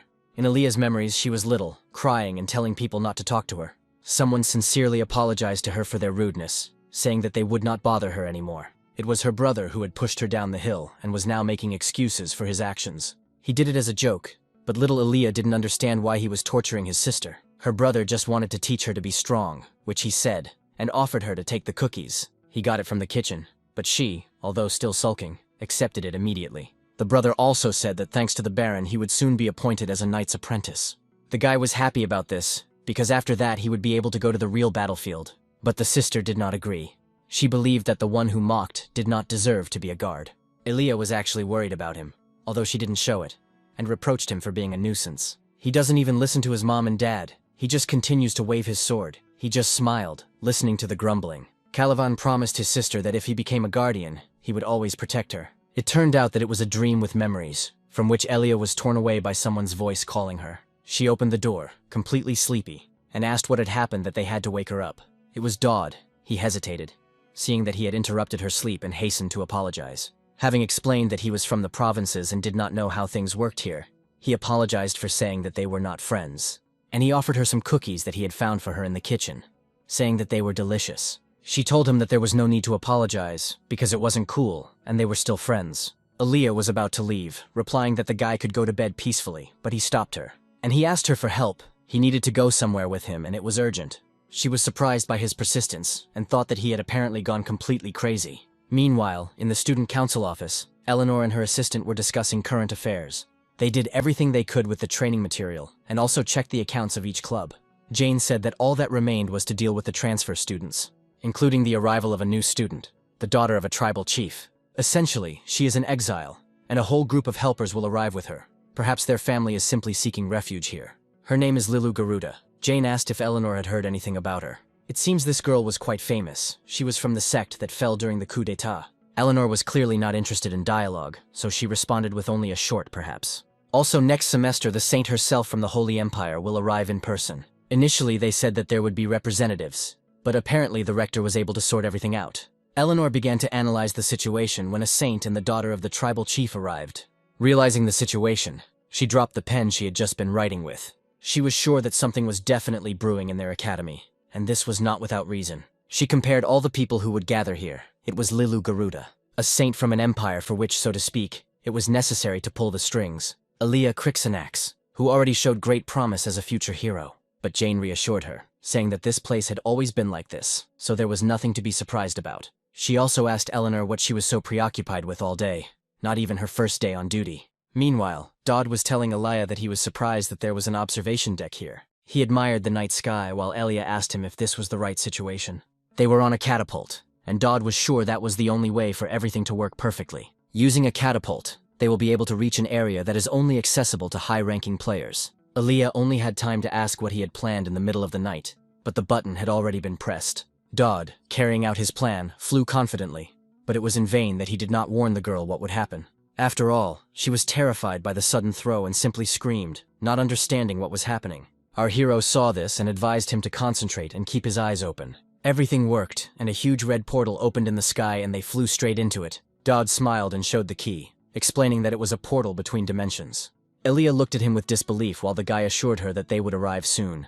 At that moment, the girl remembered her brother, who kept asking why she was crying. He always told her to just look at her, so as not to be scared, just like Daoud was now.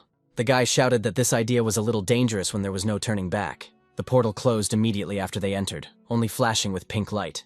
Daoud warned that they had little time and explained that this was an interdimensional reality. He also asked, just in case, not to touch anything, because it was dangerous.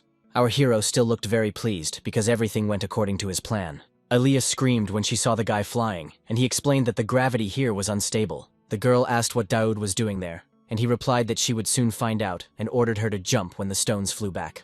Aaliyah screamed in horror that they would die if they fell, but the boy insisted that she just jump. The girl decided to trust him and, closing her eyes, nevertheless stepped into the void. The next moment she found herself slowly floating in the air and asked in fear if she was falling. A strong fright made Aaliyah remember her past again, when she was also afraid. In her memories, her brother hurried her to the back door, and then to the stables, all during the fire. Aaliyah asked if they were really going to leave her mom and dad, but he ordered her to leave, promising to take care of her parents. Calivan warned his sister that if she came across the descendants of the apocalypse, she should just hide. But the sister burst into tears, screaming that mom and dad had died and that only they were left. She asked what she would do if her brother died too, and suggested that they stick together. But he called her stupid, and said that then both would be in danger. Even though he was a brother, he was also a guard. So Aaliyah shouldn't worry about anything, but just run as far as she can. When she is safe, they will meet on the hill where Calivan often trains. Then he gently told her not to worry, everything would be fine, and promised that he was right behind her. Reality snapped back into focus, and Aaliyah let out a cry of indignation as Daoud grabbed her arm. The girl demanded to know where this gravity was and complained that she almost died. The guy began to calm her down, saying that she would soon get used to it. Daoud told Elijah to look up because he had already found their target. Now the two of them were on the flying island and looking at Gregory's ghost. The guy handed her some kind of bag, and she asked in confusion what it was and what she should do with it. But he just told her to run a little. Aaliyah was completely confused and did not understand where and why they needed to run. Our hero asked with a smile if she saw what he saw, and he jumped, filling the bag with something as it seemed to Aaliyah, just the sky, because nothing else was visible. Suddenly, all the beautiful pictures of the sky disappeared, filling everything around them with darkness. And Daoud and Aaliyah found themselves very close to some kind of huge mouth with sharp teeth. They saw that a huge monster of interdimensional reality had appeared. The guy shouted that right now was the time for them to run away, but it was also necessary to pick up everything that fell out of it. The girl was still in shock and did not understand what was happening. Aaliyah rushed around in terror, trying to catch the falling objects before it all became too much for her. Our hero grabbed the girl's hand as they ran away from the huge whale-like monster. Suddenly they found themselves back at home and were able to avoid the deadly enemy. As Daoud had expected, it works exactly as long as the card's effect lasts. He breathed a sigh of relief and asked Aaliyah if she was okay after what happened. The guy looked at the frightened girl and awkwardly waited for her answer. Aaliyah was trying to catch her breath after everything, and apparently already guessed that Daoud was not surprised. She looked at him suspiciously and asked if he had planned all this from the very beginning, even the escape. He calmly confirmed that everything was according to plan. Early farming is a fairly simple tactic for a veteran of the game like him. The girl was indignant that he hadn't immediately said that they were heading to an interdimensional reality, and the guy honestly admitted that he thought she wouldn't go. Aaliyah gave our hero the filled bag. She couldn't believe that he woke her up for this. Daoud sincerely apologized for not telling him in advance, but the system reported that Aaliyah's affection was growing rapidly. What left him completely perplexed was that he didn't see a slight smile appear on Aaliyah's face. The guy didn't understand at all why the level of affection had increased, but there were reasons for it. His attitude towards Aaliyah reminded her of the warm relationship with her brother, which strengthened their bond for her. Daoud came to Atalanta Swanson to show what they had obtained. The girl was surprised. It was what she was thinking about, namely a spiritual entity. Having guessed, she asked if this prey was by any chance from an interdimensional reality. He confirmed her guess and added, that wasn't that why he was given this thing? But Atalanta was surprised that he had used it so quickly, and noticed that something had happened to his hair. Our hero really did look battered, and explained it by saying that Dean Percy had struck him with lightning. He got the ectoplasm for her, and she did so, but Atalanta said that it was not surprising, because she was timid. Then Daoud asked if the girl was happy with the result, because she said that if he made her happy, he would receive more gifts.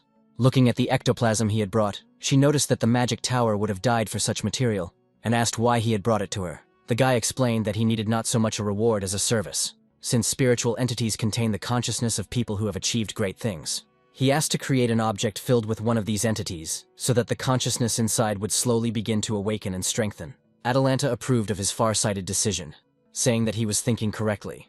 But before agreeing, she asked why he was doing all this. She listed his accomplishments and asked why he was so desperate to become stronger.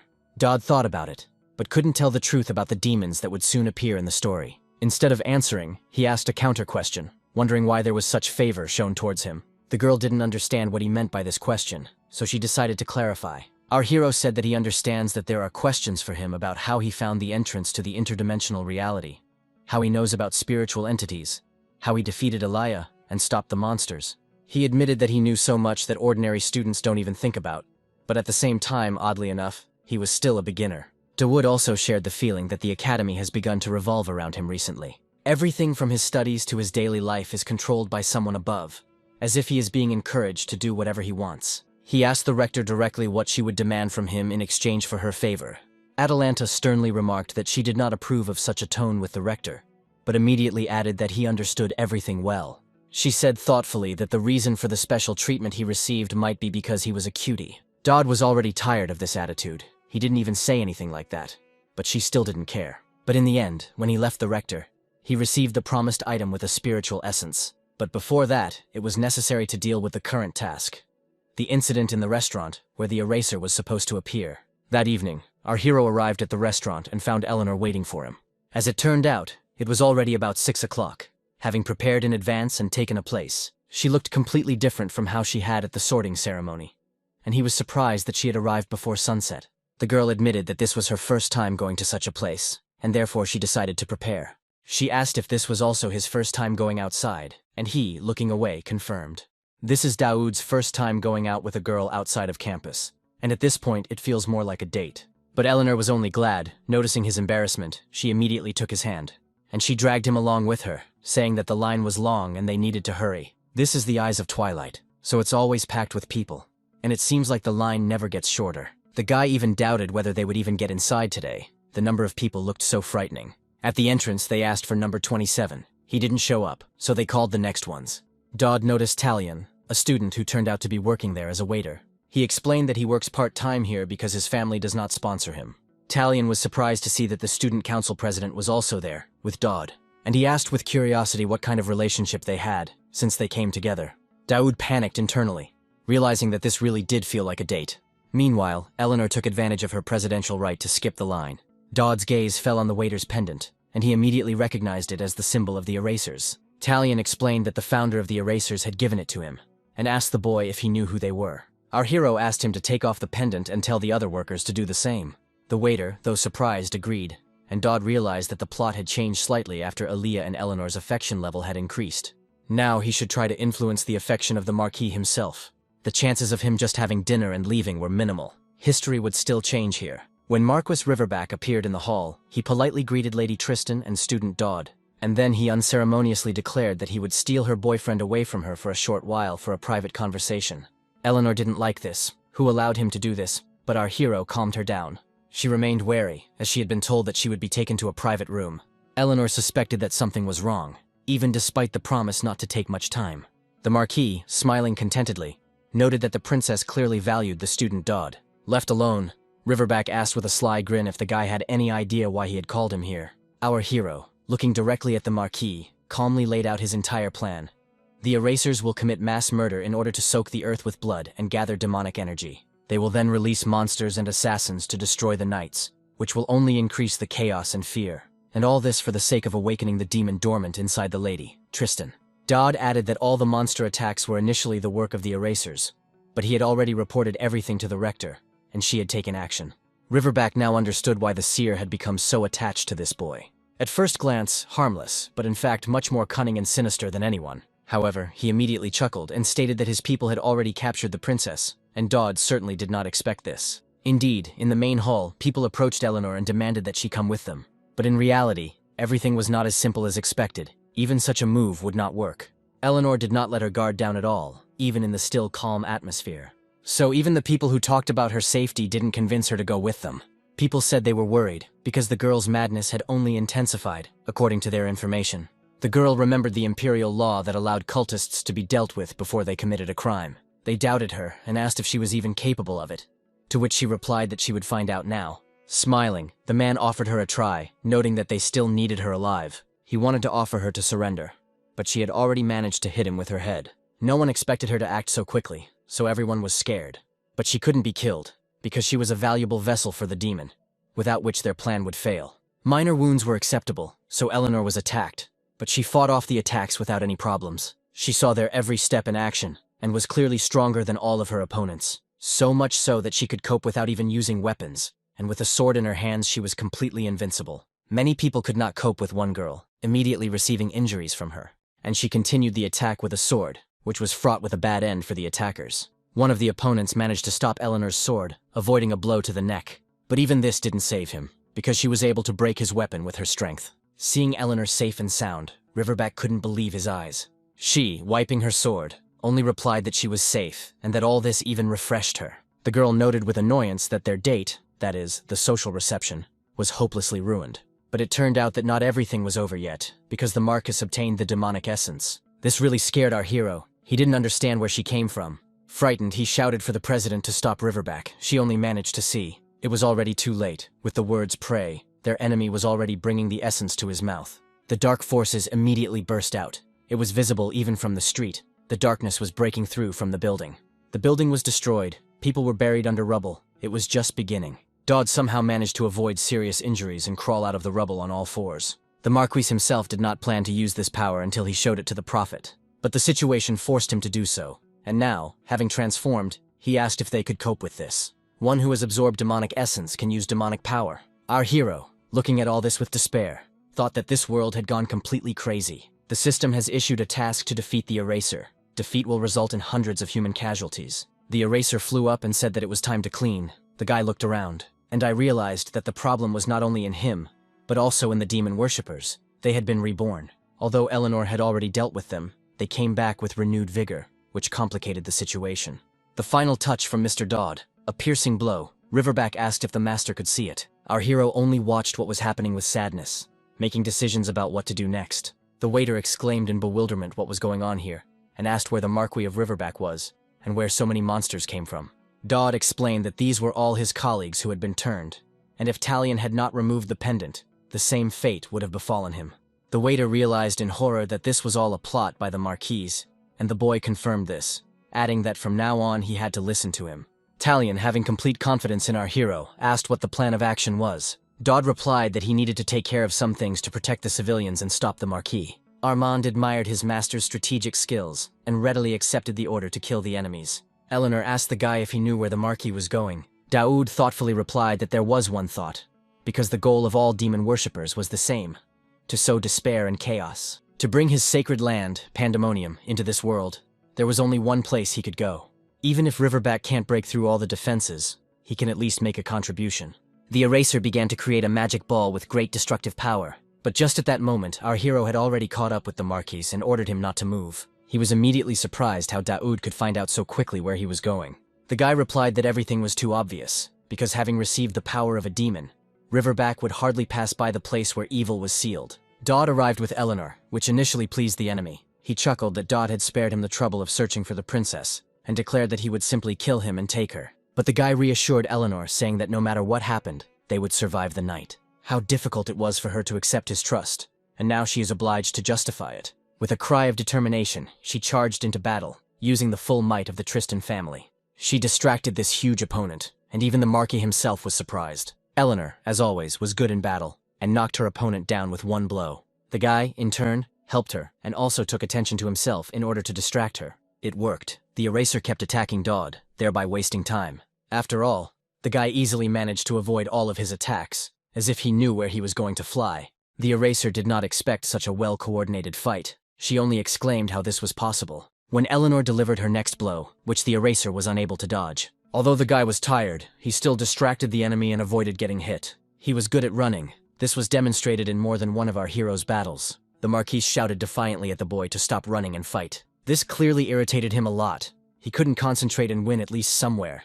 Enraged, he shouted to the princess that he was already fed up with all this. This was not a good sign. And indeed, he began to look much more dangerous. He was ready to attack, this time it seemed, on target. Dauda and Eleanor had already been thrown back by the blast wave from the true power of the Eraser. The enemy decided to use the Fangs of Darkness technique, and it seemed that defeat was inevitable. He was already shouting to the guy who was under attack that he would deal with him once and for all. Dodd was scared and on the verge of death, but he figured out what he could use. At the crucial moment, he activated the Sacred Shield, repelling the powerful attack. He blocked the main blow, but the recoil from it still made itself felt. He was thrown back. It was painful, but the outcome could have been worse if he hadn't made it in time. Screaming, Daoud continued to fly further, simultaneously hitting the ground. The Marquis noted with a laugh that the boy turned out to be stronger than he had expected. However, he added that Daoud's trump cards seemed to be running out, and Eleanor told him to get up. In the meantime, she would buy herself a little time. Such stubbornness angered Riverback. Hiding his anger at both of them, he called them a cute couple with a smile.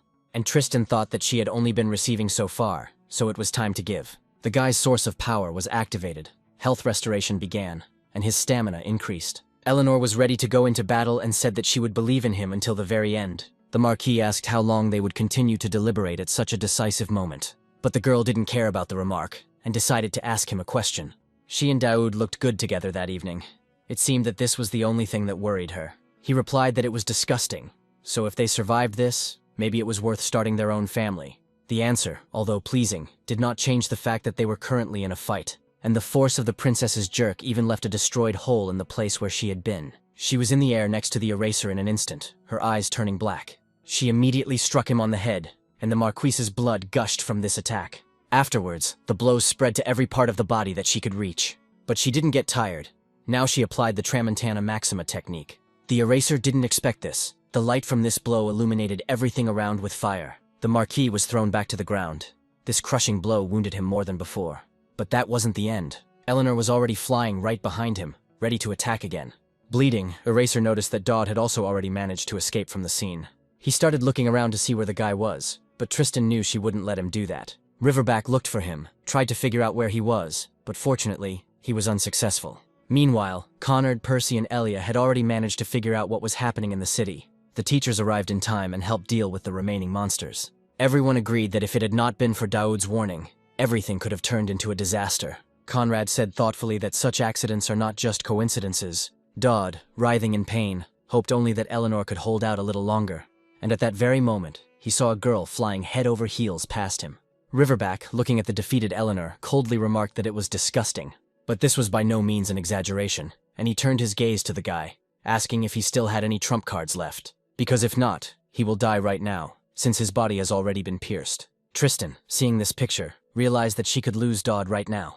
At that moment, the deadly charm was activated and the system began to malfunction.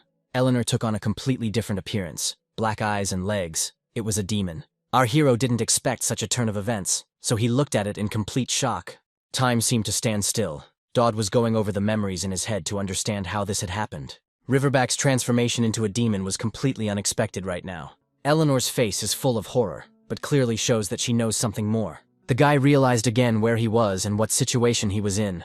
Right now, he was hit by an arrow. The system malfunctions and reports an incident, that something is happening with the threat. Our hero looks at the girl who is now the embodiment of pure evil. He realizes that part of the system is failing and his abilities are starting to fade. It looks like the world will be destroyed because the gray demon has broken out. He absorbed Eleanor's body, but suddenly the system began to issue new messages. Deadly charm, thanks to which it is easier to attract the attention of negative characters. The more extreme the situation, the stronger the effect, and that's how it worked. Dodd attracted the demon. She hit the guy and he received the fallen seal, but the blow was rewound.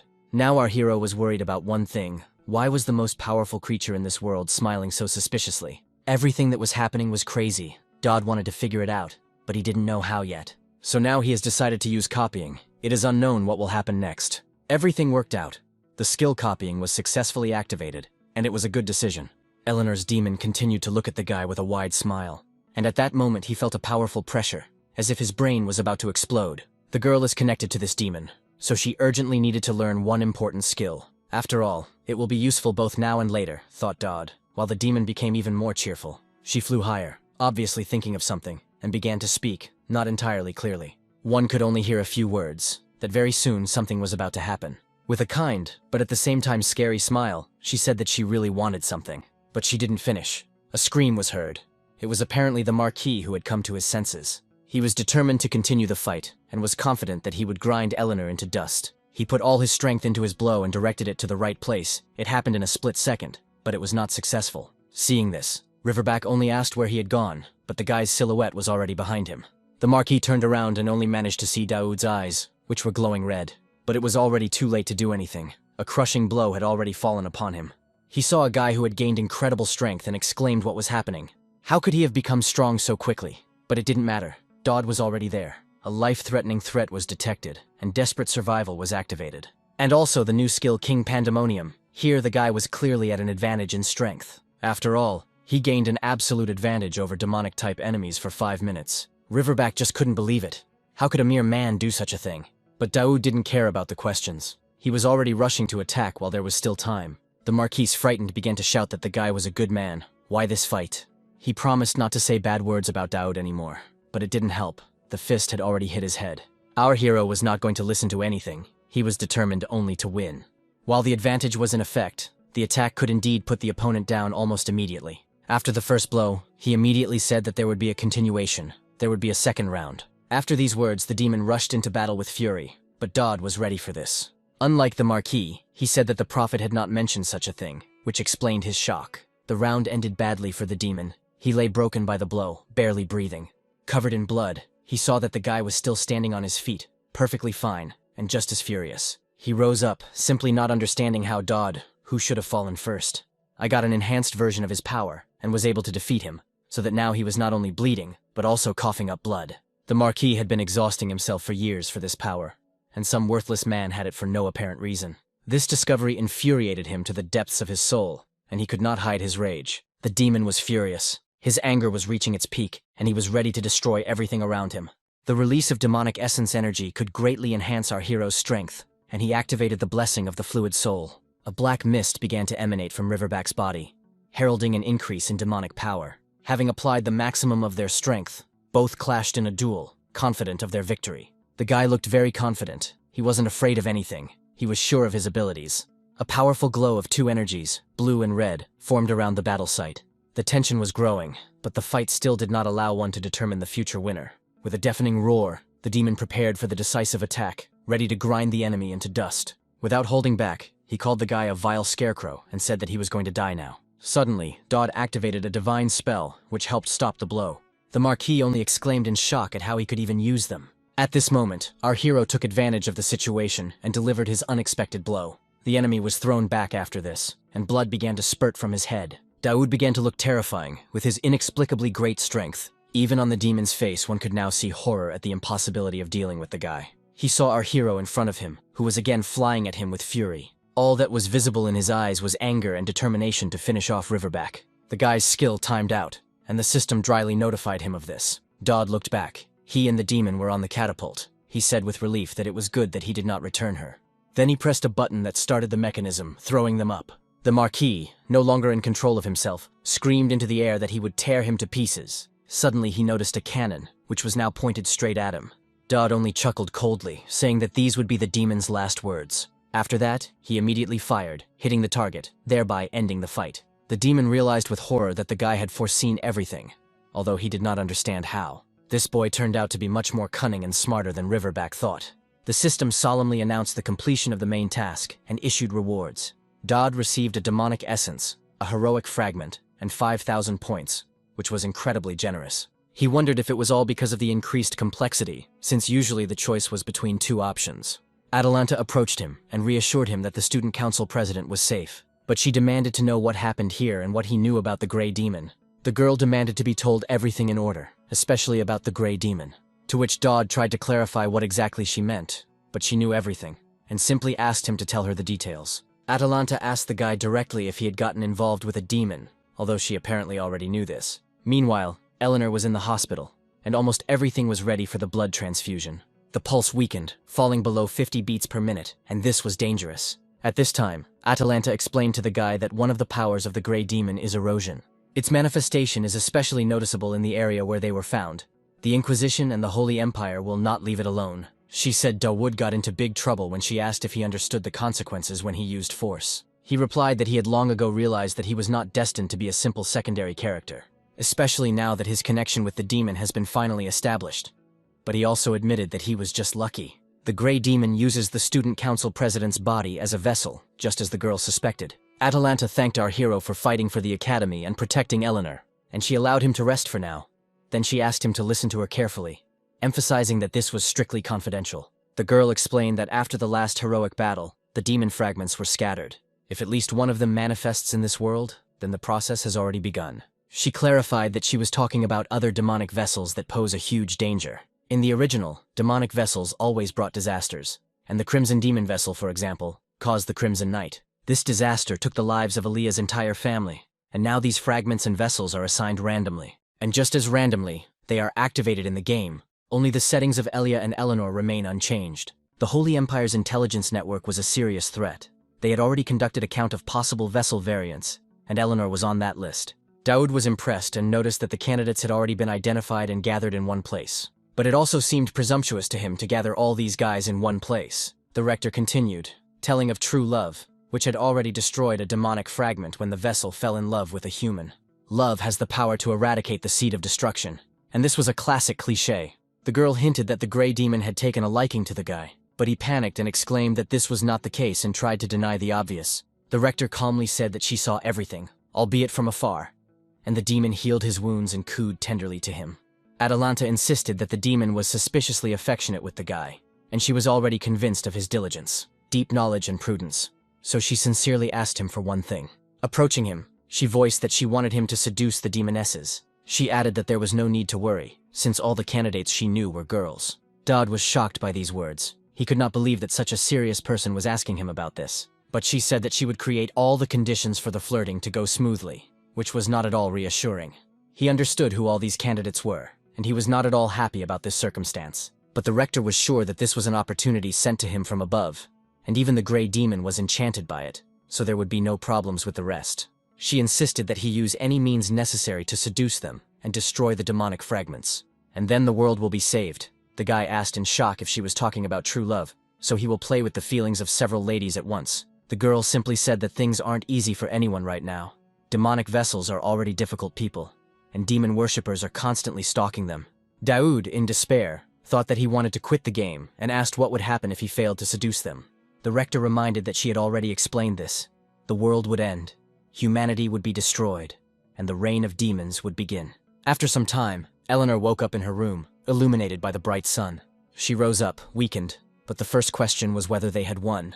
At that moment, Jane burst into the room and indignantly noted that she had come yesterday too, and had even missed classes. She didn't think Eleanor would wake up soon, and she exclaimed with relief when she saw her conscious. Tristan just grinned, looked at her and asked if she really missed class. Her friend pounced on her with reproaches that she made her worry and miss classes. She said that Eleanor would drive her crazy, because she already thought that she might die. The girl asked Jane to calm down, and immediately asked about Dawood's well-being. A friend, with tears in her eyes, said that he was fine and had already been discharged. Eleanor was surprised, but Jane explained that he had been almost unharmed during the fight. The girl was told that she was the only one seriously injured, and everyone was afraid that she might not survive. But she assured them that she was fine. It was clear that her worries were only for the guy. Now she could breathe a sigh of relief. Jane recalled a conversation with Dodd that took place when Eleanor had not yet woken up. After all, he was already on his feet 2 days later, so his friend promised to kill him if the girl didn't wake up.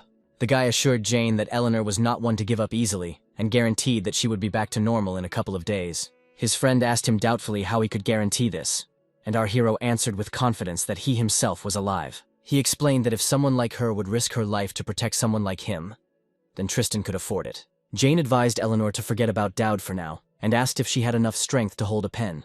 He reminded her that while she was unconscious, a lot of things had accumulated, to which Elia indignantly noted that she was still a patient. But they explained to her that there were a couple of urgent matters, and 2 important people were arriving to see them. The first of these important persons to arrive was Saint Lucien, so this required urgent measures, whose arrival was expected only next semester, but now she stated that she would arrive next week. The Holy Empire and the Inquisition were stirred by the incident, and it was serious. Jane didn't even want to mention the second person, but Eleanor persistently asked who it was. Jane still had to announce that Sir Gideon was arriving at the academy, a well-known man who is also Eleanor's father. The girl understood why they didn't want to voice the name, but she would have found out sooner or later anyway. Already in another place, the man noticed that the city was quite lively. However, the girl smoking a cigarette asked to close the window, because the light was bothering her. The guy remarked that it sounded funny, a saint who doesn't like the light. But if he had lived in a dark chapel himself, he would have understood. He couldn't answer, so he said their conversation had taken a wrong turn. The saint again asked to close the window, then turned to Sir Knight. He admitted that he just wanted to enjoy the peace a little longer. The girl was surprised how one could talk about peace when a demon worshipper and a saint were in the same room. But the Sir smiled. In his opinion, on the contrary, they had become closer, especially if you remember their first meeting. The saint coldly reminded them that they had a common goal, and they were cooperating only for that purpose. so there was no point in building illusions. They were not friends. The girl asked with a grin if he had already made up his mind to do the opposite.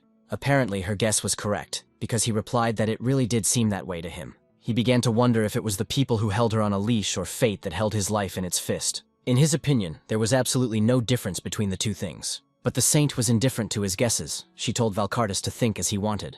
After all, she at least had someone she was obliged to protect. At that moment, Dodd received a letter from his father, who wrote that it was almost summer and inquired about his health, promising to send him some fruit.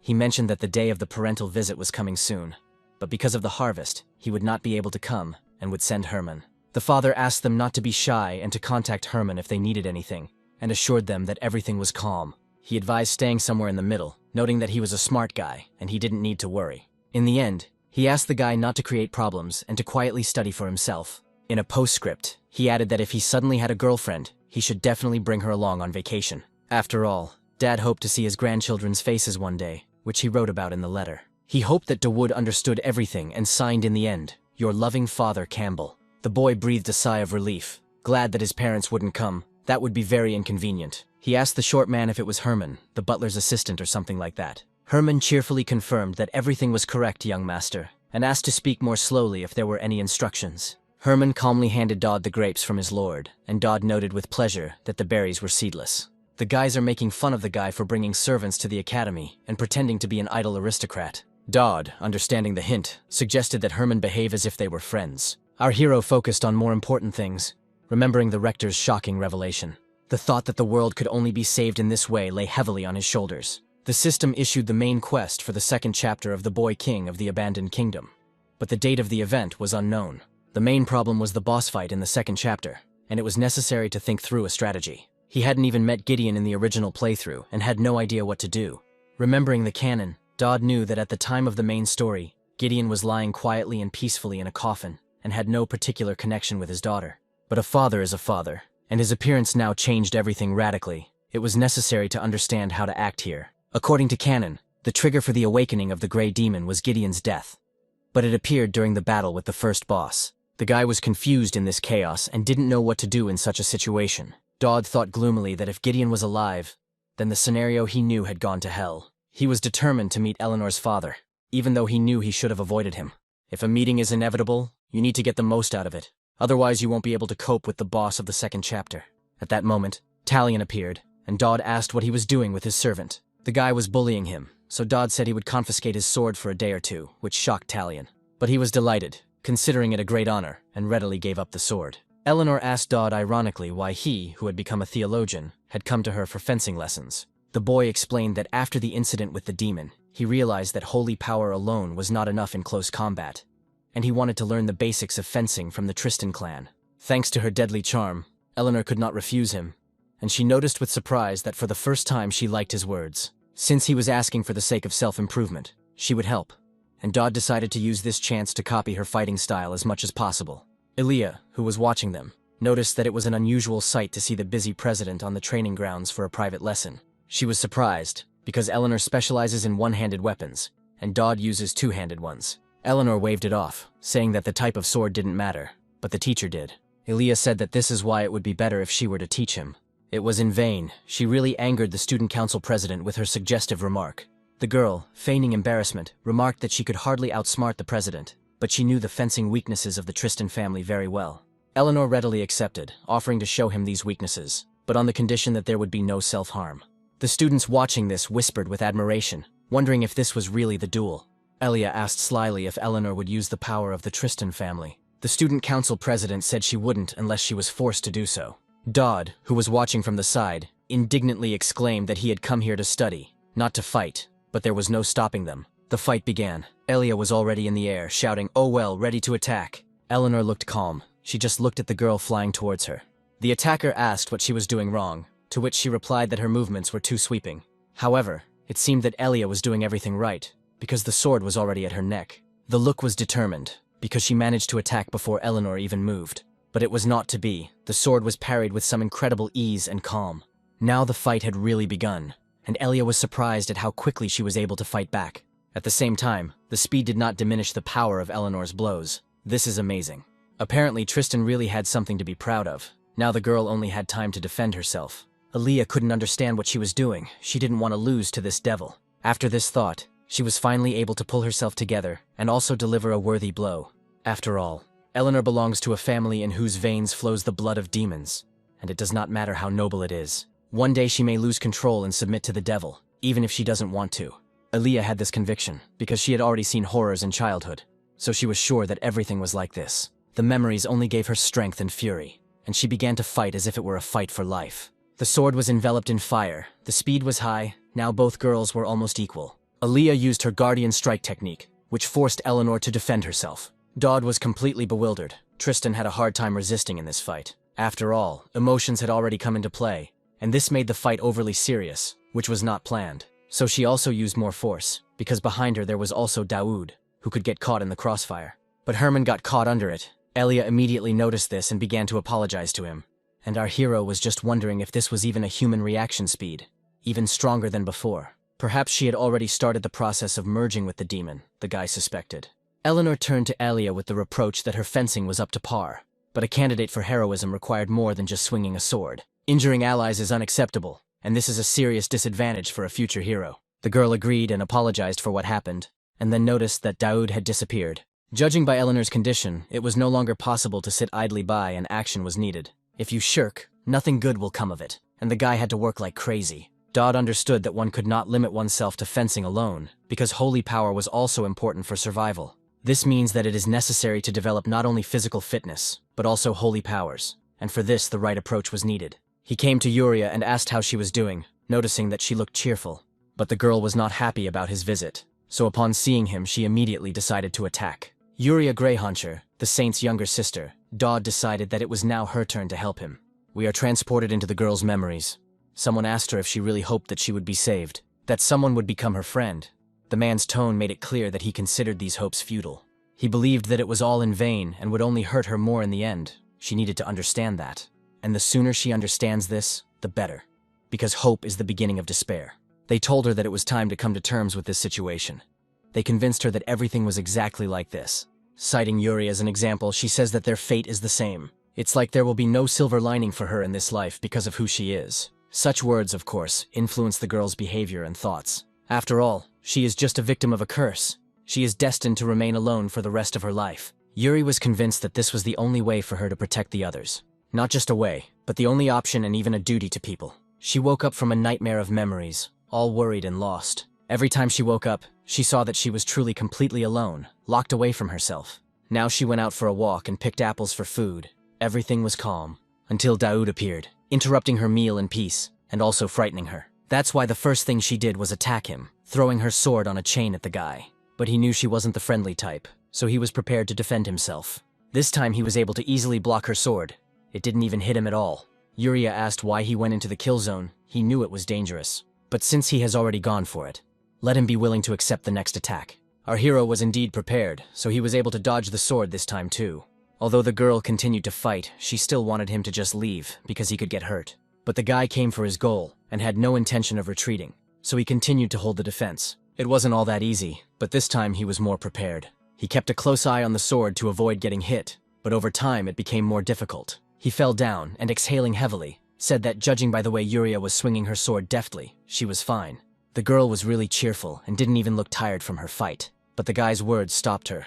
He said that he promised to visit her from time to time, and bring goodies. After he asked if she had forgotten him, he didn't know what she would like. So I brought a little bit of everything. This should be enough for 2 or maybe 3 days. He also asked if she was burdened by loneliness, and suggested that he drop in and chat with her sometimes. The girl recalled what they told her, but Daoud was friendly towards her. Even though they told her the exact opposite, she really didn't believe that anyone would want to be friends with her. She had been promised that believing in people would only hurt her more, but now it didn't seem that way. She looked at the pile of treats that were brought to her just like that, without any malicious intent. She took the bread the guy brought in her hands, began to look at it, and suddenly, she started crying, telling herself that she wouldn't trust people, convincing herself that it didn't hurt at all. The system suddenly alerted them to the activation of the deadly charm, and the villain's attention to Dodd's person increased significantly. Yuri Greyhauncher's affection level increased, and the reward was ready to be handed out, which the boy was genuinely surprised about. He was perplexed as to how it had happened that he had just hung out with her for a couple of days and had already reached the first level of affection. But now he was more worried that the lazy Herman was still sleeping, and today was visiting day. On visiting day, there will be parents of students, aristocrats, members of the royal family, and merchants. Our hero wanted to impress one person. He hurried Herman, and they finally went to the event. Passers-by were talking about how even the Holy Empire would be participating this year, which was unexpected. A ceremonial speech began about how the Elefante Academy was the highest educational institution of the empire, and that it was an honor for them to host guests for demonstration classes. A whisper ran through the crowd of guests, and a man appeared who only appears on the battlefield. Everyone was puzzled as to why he would come to an open event at the academy. They said that he was a cold-blooded man who only cared about military hardware, so no one talked to him or even came close to him. Conrad, noticing Gideon, exclaimed in surprise what brought him here. He coldly replied that he had simply gone out for a walk between training sessions. Conrad asked ironically about the progress in trying to catch up with the first Duke Tristan. The man dryly replied that he was training strictly according to protocol, which stated that he must build a great mountain. At that moment, the start of the Battle Royale was announced, in which the first-year volunteers participated. Their fights will take place under the supervision of experts and doctors, and spectators will be able to admire this year's strong newcomers. Each student's weapon of choice was made into a wooden replica, and the participants were asked to come on stage. The crowd cheered the participants, shouting their names, and Daoud, entering the arena, became a little nervous. He wondered with annoyance why he had volunteered at all, and whether it had been necessary to attract attention. Eleanor, as a candidate for heroism, could not participate, so there were no obstacles for the rest. Aaliyah wondered why the guy needed all this hassle with participating in the viewing matches. Maybe he enjoys chasing weaklings, or it's part of his duty as an aristocrat. The host reminded everyone to choose their weapons wisely, as the fight would start in a minute. All participants were asked to enter an arena where there was only one goal, to be the last one standing. The winner would get bonus points, and those who made it into the top 10 would also get points. And Herman advised Daoud to at least make it into the top 10.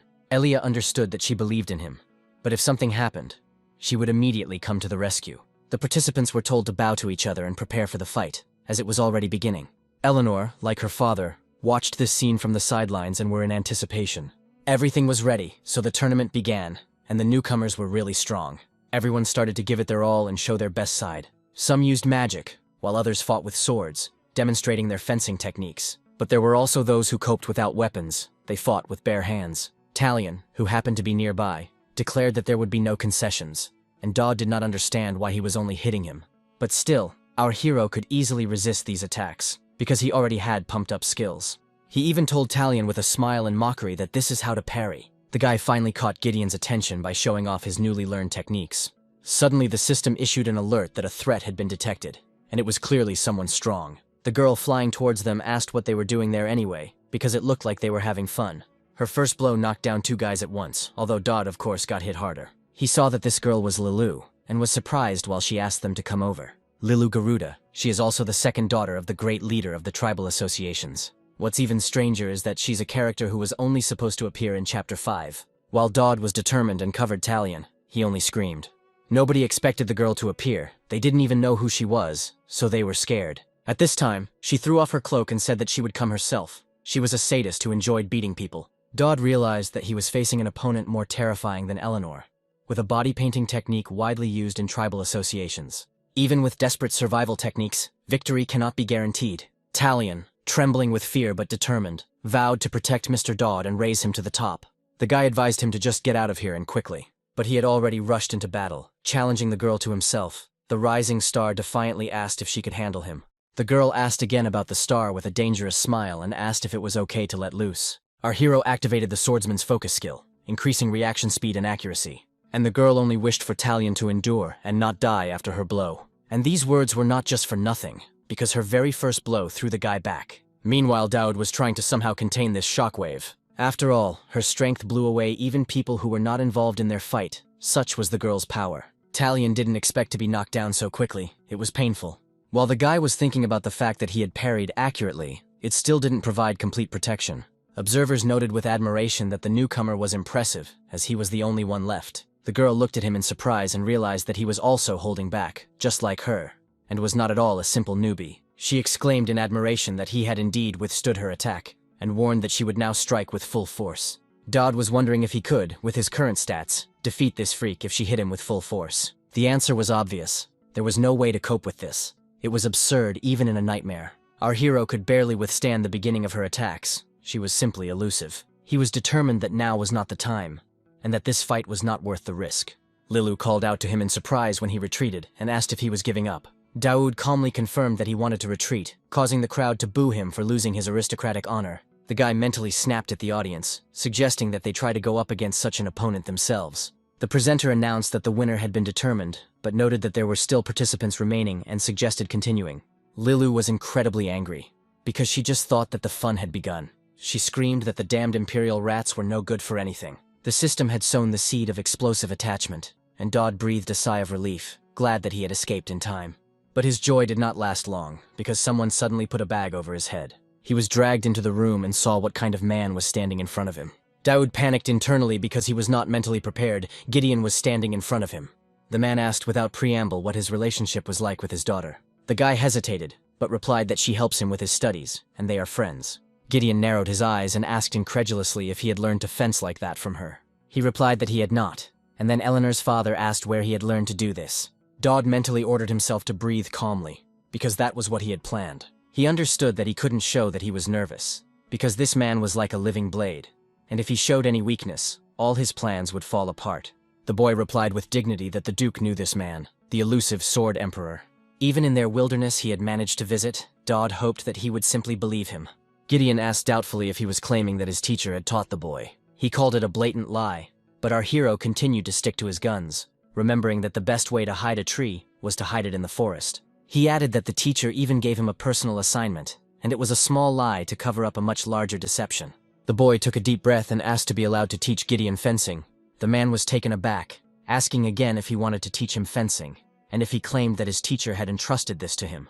Daoud confirmed it, and Gideon called it a bold statement, asking if he was prepared to stand behind it. But our hero, with the most serious face, said that he was ready to answer for his words. The guy doubted whether he was ready, and admitted to himself that he was simply relying on the strength of the original plot. This is the first time he's seen Gideon alive, and of all the players, he's the first one to see him in this state. Even though he was Eleanor's father, his skills were legendary, and Daoud had no idea how strong he really was. Now the man was clearly assessing him, and Daoud understood his doubts. A guy who came out of nowhere was saying such a thing. There was an awkward pause, which our hero hated with all his heart, when suddenly Eleanor's father pointed at him. Gideon suddenly asked if he was going to dispute that, and the boy didn't understand what he meant. And the man, with a menacing look, said that he had already used it on him. Daoud saw that the table and the mug next to it had been cut in half. A shapeless sword, this skill cut through even the shadow without leaving a trace. The boy realized that he was faced with fencing that surpassed anything he had seen. Gideon coldly stated that Daoud would have died again if this had been a real fight. The man asked what he could possibly teach him if he was unable to respond to this technique. Daoud acknowledged that this was the strongest swordsmanship technique, worthy of the Empire's finest knight, capable of piercing even the scales of a dragon. But he said it wasn't finished, and the rumors were true. Gideon is incredible, but if the technique was finished, there wouldn't be a hint of movement. The man challenged Daoud and asked what he knew to draw such conclusions. The guy knew he knew everything, so he was ranting, because in the original story there was a diary Gideon left behind after his death. There was a detailed description of how he became strong, the history of his family, teacher, and his aspirations. Daoud realized that Gideon was striving for something, to break the curse of his family, and to do this, he needed to overcome something. His teacher actually told him that he should cut the sea in half. That's why Eleanor's father thought that he needed to start with the sea. The man's eyes widened from the boy's deep knowledge. He didn't expect it at all. The power of rotation was the key, and at the moment when the image is formed, the perfect line had to be drawn. Our hero advised trying to do it a little harder, while Gideon listened silently. Although he himself did not fully understand what it all meant, he simply remembered this phrase from Gideon's diary, and hoped that it would work. This advice from him in the future to him in the present was like a temporal paradox, capable of changing everything. Suddenly the room around them began to crack and break apart, very rapidly. But Eleanor's father reacted, and everything was restored, even sparkled. Gideon, squinting, asked the guy after his speech who he even was. Daoud replied that he was simply someone who wanted to help Sir Gideon become stronger, so that he wouldn't die, and Eleanor wouldn't be consumed by the darkness. He breathed a sigh of relief, realizing that he had succeeded, and mentally thanked the letter of guarantee. This privilege of the Tristan family exempted one person from legal punishment, and the document providing this guarantee was signed by Gideon himself. After all, at the moment he was the chief imperial executioner, the one who cleaned up the dirty deeds within the Empire from the shadows. The system reminded the player of the deadly charms effect, explaining that the more the villain acknowledges it, the more varied the rewards become. Daud wondered if it could be upgraded and received confirmation in the form of an improved gift. He received guidance from Gideon that allowed him to temporarily use the villain's skills when they flourished. The guy was delighted, realizing that this was exactly what he needed to put his plan into action. This should be enough for the next part of the plan, and he noted the progress with satisfaction. Tristan's family, he will protect them at all costs, no matter what it takes. After all, Daud had given his word to Eleanor's father, and now he simply could not help but keep it. Meanwhile, at the theological faculty, a lecture was being given on how every person is a creation of God and a bearer of divine power. This power was subject to different laws than magic, and not only a select few could use it. The student noted that there were even more empty seats, and it was all because of this riverback. He didn't care that he was bringing monsters or zombies to school, but the demon worshipper was too much. It's good that no one found out that he and Riverback were in cahoots, and he decided to sit it out for a bit and then get out of here. In the end, he decided to take the secret information and look for a new job. He thought with disgust how tired he was of these nasty bugs, and decided to play the professor for the last time. He was leaving soon anyway. The door swung open with a bang, and he barked at them not to break it down, you bastards. Seeing those who entered, he was surprised to notice that they had not yet left, and exclaimed in shock how they dared to hit the professor. Eleanor stated coldly that she had kicked the door, but now it was his turn. The professor woke up with a headache and asked in a rage what all this meant. He sarcastically asked if they were really from the theological faculty, and added that they were completely out of their minds. Do they really think they can get away with bullying the professor?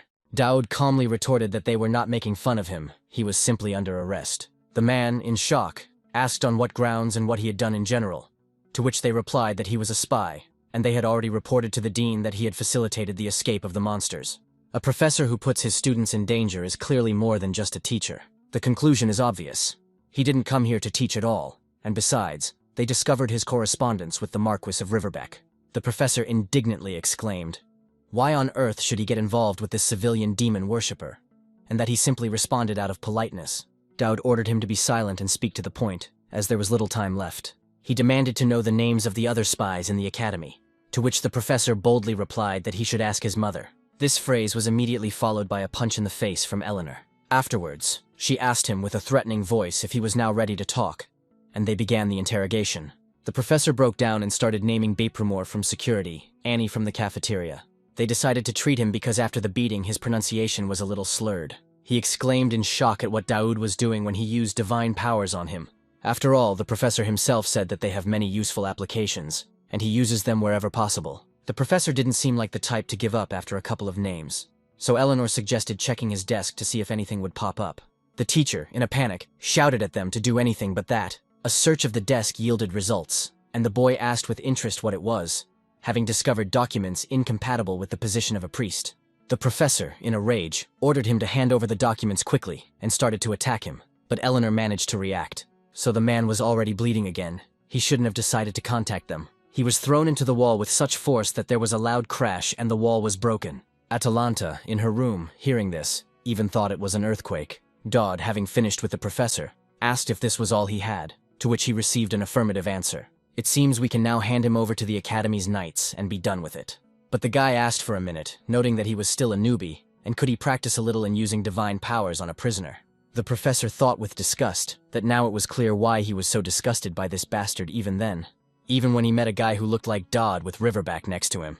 At that moment he bowed and said that it was a great honor to meet his predecessor, to which they responded with an icy threat that if he asked about it, he would die. They flashed their eyes and warned that if he forgot about her, he himself would beg for death. Daud felt a strange nagging feeling of inadequacy, as if this guy was vaguely familiar to him. Deciding not to dwell on it, he returned to the professor, and with a sadistic smile, announced that they would begin his treatment. Our hero thanked the president for his help, and noted that his divine power was already powerful enough to influence the Soulbinder. Eleanor replied coldly that she was not one to enjoy beating up old people, and the system noted a decrease in her madness. The girl, after a pause, asked if he wanted to tell her something, and the guy tensed up.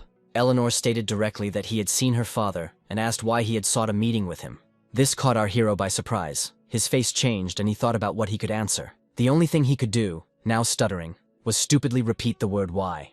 She confirmed that this was exactly what she had asked, and Daud replied that he had met with him, but had not told anyone. The guy panicked, realizing that this was an unexpected turn of events, and frantically thought about what to answer. Eleanor asked anxiously if he had suffered because of him, and Daud hastily assured her that he had not. He explained that the technique he used in the last battle seemed familiar to the Duke, so he started asking questions. That's all. The girl was surprised that Duke Tristan himself called him simply out of curiosity. The guy confirmed, adding that her lessons were not in vain, and not many people can use the fencing techniques of the Tristan family. Eleanor, though hesitantly, accepted his explanation, noting that he was not the type to discuss techniques with a greenhorn, but that was none of her business. Our hero added thoughtfully that he thought they would meet the Duke again. He explained that he was her father after all, and he simply couldn't pass the guy by. It sounded strange that he could do anything for them, Dodd realized. She changed the subject and asked if he had become too informal in addressing her. Eleanor said to start by getting her manners in order and addressing her as president. Herman asked in surprise whether the young gentleman was burdening Lady Tristan too much, since the Baron had asked not to attract attention. Dodd noted that he only had 3 friends at this academy, and one of them was Lady Tristan, and it would be a stretch to call them friends. He immediately pulled Herman up short, asking if he was being too dissolute for a servant, and inquired where he got the food. Dodd remembered that a survival session was coming up, and ordered the guy to try the remaining flavors and return with a report. He also realized that he seemed to be able to awaken the spiritual essence in Gregory's hall, because his divine powers were strengthened after healing the priest. If you awaken the spirit, a great spirit may appear to help with progress, but you never know who will appear. The guy was worried that if he met someone incompatible with him, it would be a complete mess. But he decided to take a risk and began activation. A yellow light surrounded him. One thing that surprised him was that even here there were strange gacha cards. Taking a closer look, he noted with surprise that he looked impressive, and then he tried to understand who was in front of him, a knight, a spearman, or a tank. He took a closer look at the red-haired guy, realizing that he had seen him before. The knight turned around, and the system announced that he was facing Dawnguard Calavan Crixanax. Our hero was in shock. He got Elijah's older brother. He certainly didn't expect that. Daoud remembered with bitterness that catastrophe, when the flames did not go out and the city was destroyed. Guardian of the Dawn, gave his life to stop the Scarlet Knight, and became a spirit after death. Before his mind's eye he saw Elia, who had lost her entire family. This tragedy left her broken, but she decided to follow in her brother's footsteps. It was painful for her to remember her brother, who, although he made fun of her, was close to her. It is a shame that this tragedy also affected their father, who taught them to fight, and her beloved kind mother. Any death would be a tragedy for the family. But Elia lost everyone at once. Calavan promised to return, saying that he just needed to wait a little while. Now she has only one goal left, to find and destroy the demon that made her an orphan. At the moment, she officially held the title of candidate for Hero of the Empire. She was the person who fought for that title because of a goal that could not be forgotten. Elfanti Academy was created to combat magical monsters. Dodd spoke with Calavan, telling him that his sister was fine. The brother looked at his little sister and could not believe that this child was a candidate for heroism. After all, once she was just a snotty brat. But the guy said that she was already grown up enough. It was hard to see how Elia grew up as a spirit. He wasn't used to it yet. Our hero began to say that since he had returned him to the world of the living, there would be a request. The guard guessed that they wanted to ask him for cooperation. Everything was exactly like that. Calavan agreed, and only asked not to say anything to his little sister. But he also said that he felt the guy was not telling him something, even though he seemed like a good guy. Dodd was just trying to make sure no one died for now, and he agreed to keep an eye on Elia. After the dialogue, he approached the girl and asked her about the team, if she was not busy yet. The guy offered to work with her, which shocked the girl, since he had said the opposite. She asked again if he really wanted to join the team, to which she received an affirmative answer. Elia reminded him with a slight grin that last time he had said that they weren't that close. Dodd reminded her that he had already apologized for those words, and now he really needed her help. The girl asked suspiciously if it was to do all sorts of scary things again. The guy said that she tries day and night to defeat Daoud, and only talks about him. Since no one was against it, the guy could take her. But Elia was angered by the guy who gave everything away. So he got hit, and Talion and Trisha just hoped that he would be okay. The girl, left alone with the guy, noted with a slight smile that she would take advantage of the chance to learn something in tandem. Dodd asked if her friends were okay with it, and she reassured him, saying that each of them was quite capable and could handle it. Our hero, taking on the role of teacher, announced that they needed at least one more person. The rector noted with interest that it was even amusing to see how the saint personally arrived with a guard. It's not even clear what could be on the mind of His Holiness Credo, but the interlocutor said that Lucienne cannot sit locked up forever. She took advantage of her ordinary ambassadorial mission to step into the limelight. Although she is a saint, according to the report about her, she is the perfect vessel for a demon. It took some effort to get Saint into the academy, and getting her twin sister Yuria out was just the first step. Now they themselves are sending the saint here, and what is the meaning of this decision? The interviewee admitted that this was not an easy decision for them, and apparently the recent incident with the monster was the reason for such radical measures. And a spy and Elfant from among the priests, this was a serious blow for them. The rector said that in such turmoil the saint could be in danger. But the answer came that if she was truly a saint of the empire, she must have the courage to face evil face to face. They would like her to be given such tasks in Elfont, given the upcoming midterms. They hoped that she would help with the students' studies. In their opinion, all this was done in order to eradicate the threat in Elfont.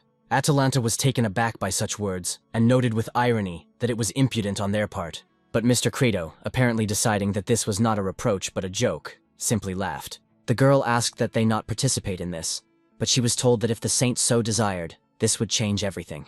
As he was leaving, he said that this girl would certainly be useful to them, leaving them no choice. Left alone, the rector exclaimed with annoyance that this was inhumane on their part. She didn't expect the saint's move to go smoothly, but for them to put such conditions on her.